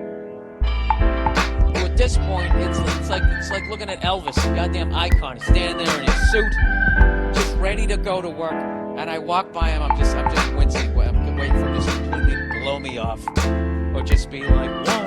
Did you say fuck so much?" And I walk by him, and he fucking sticks his hand out, and he just goes really funny stuff. really, really funny stuff. And I was just like, oh, thanks a lot. You know, I try not to curse so much out of respect for you going on next. He goes, well, I don't care. Then I felt like an idiot. I'm sitting there being all nervous like a little schoolgirl, and I just realized, like, wait a minute. Jerry has always worked totally fucking clean. He came up in the late 70s, right through the 80s, with all these barroom hack comics doing blow. I mean, the amount of shit that guy had to go on after, working squeaky fucking clean. He can't follow me. Well, what the hell was I thinking? No, I was thinking he couldn't follow me. I was thinking that he would be annoyed. And then I stood there, you know, like feeling like I was 90 miles in the air because he said that he thought that I was funny or that I had good stuff. And then I watched him go out there and it just absolute. Not to bring up sports again, but I guess I have to, you know, any port in the fucking storm here. It was like watching, you know, when somebody just has the perfect swing, perfect jump shot, their form or whatever. That's what it was like. It was just everything that he did. There wasn't one wasted word, one wasted movement, everything. Okay, you want to talk movies? It's like Toy Story. You go to see Toy Story. It's like every line in the movie just propels the thing forward. There's not a line of fat in that fucking script, and it's just like his act. And he goes out there and just absolutely fucking destroyed. And it was awesome. The other night that I had that ever compared to that was one night I was down at the Comedy Cellar in the Village in New York City, and that's the club where if you want to go out and see great comedy, or if you want to see possibly somebody super famous that's a comedian just drop in and do a set, that's where I would go. And it used to happen all the time. And one night I was down in the cellar, and I mean naming a lot of names here, but I never name names in the podcast, but there's nothing bad about this story. So Godfrey was hosting the show, and you know, I was supposed to think it was me. I was going on next, but all of a sudden, you know, I can't really tell the story without saying the names. This is basically just imagine you're sitting in the fucking crowd. All right, you just see no-name hacks like me going up, and all of a sudden the host goes, hey everybody, we got a very special guest that just dropped by, wanted to do like 5 minutes. You might recognize this guy from the hit TV show Everybody Loves Raymond. Please welcome Ray Romano. And Ray walks on stage and the crowd goes fucking nuts. Holy fuck, Ray Romano, right? And as he's on stage, Seinfeld and Chris Rock show up. And they also want to go on. All right, this has happened once in 20 years of me doing stand-up. This was the most unbelievable thing, right? So they go downstairs. Ray Romano finishes. So Godfrey goes back up. He kept doing these great intros. They was making the crowd lose their shit. He goes, keep going for Ray Romano. He goes, all right, we got another special guest just dropped in. You might recognize this guy from the Chris Rock show. Please welcome Chris Rock. And then the fucking place, standing ovation. Holy fuck. We got to see fucking Ray Romano and Chris Rock. And now at this point, every comic knows that Seinfeld is waiting in the wings. So we're all standing there, huddled down in the little hallway, waiting to watch this crowd lose its fucking shit like those soccer moms on fucking Oprah, right? Chris Rock kills it. Godfrey goes up. Chris Rock, everybody. The crowd is like out of breath from fucking laughing. And then he goes, we had another guest drop by. At this point, people are just like, what the fuck, right? He goes, you might recognize this next guy from the hit TV show Seinfeld. And I hear this guy go, no fucking way. In the crowd. And he goes, please welcome Jerry Seinfeld. And like half the crowd almost fainted. He goes up and just fucking destroys. And like people are like elated. They have like when he's done, everybody's face is just like in pain from grilling, from grinning. I swear to God, this is a true story, right? So Seinfeld ends, and he goes, all right, keep going for Jerry Seinfeld. He goes, all right, you guys ready for more show? The crowd's like flipping out, and they go, okay, this next comedian, and the crowd at this point is so goddamn spoiled. I'm standing there in the doorway waiting to go on, and everybody is trying to look around my head for somebody famous to come on, and he's bringing up me. He goes, please, you know, you might have seen him on VH1's I Love the 80s, MTV's Apartment 2F. Please welcome Bill Burr. And I went on stage, and there was a noticeable sense of disappointment at that point when I walked up to the mic. And the only way I got out of it was I just addressed it. I was like, that's right, welcome back to reality. This is what the fuck you paid for. And then everybody laughed and like, all right, he addressed it. He addressed the fact that we're disappointed to see him. And at that point, they kind of went along for the ride. And I swear to God, an hour later, Dave Chappelle went up, and he went up. And that was... So that night and the night I just did were the two most unreal nights that I've ever seen in stand-up comedy. I swear to God, that Cellar story, I know it sounds like some bullshit. I swear to God, it's fucking true. And I don't know why I'm thinking that I'm doubting it. So, if you ever go to New York City and you just want to go out and check out some fucking comics, go to the Comedy Cellar, right down on West 3rd and McDougal. Right? I said that like 9 million times in my life. Flagging down a cab back in the day when you could do 8 sets on the weekend every night. Flagging down the cab with your spot money. Take me to West 3rd and McDougal. Do you want me to take the highway? No, you fucking asshole. It's going to cost me an extra $7. Okay, there's a lot of traffic. All right, you dick. Fucking take the other one, you son of a bitch. What do I care? What do I care? Someday I'll have my own podcast, and I'll be selling ringtones at 99 cents a whack. Just raking in the fucking money. That was one of those times where I was just like, you know what? There's not enough lightning in the world. You know, just as far as the odds of being struck by lightning, we need to bring that average up. Because the amount of fucking morons out there versus actually intelligent people, you're going to hit a fucking moron. You know? Basically going to hit a moron or you're going to hit the ocean. Those are going to be the top two. In that order. Even though the fucking world is 3/4 fucking water, you still got a higher chance as lightning to fucking hit a moron. That's I'm telling you, that's my goddamn theory. And that's what I want the new stat to be. Rather than being like, you know, the odds of getting hit by lightning are higher than blah, blah, blah. I want it to turn into, I want so much lightning that the new stat is the odds of an intelligent person actually being hit by lightning are X, Y, and Z.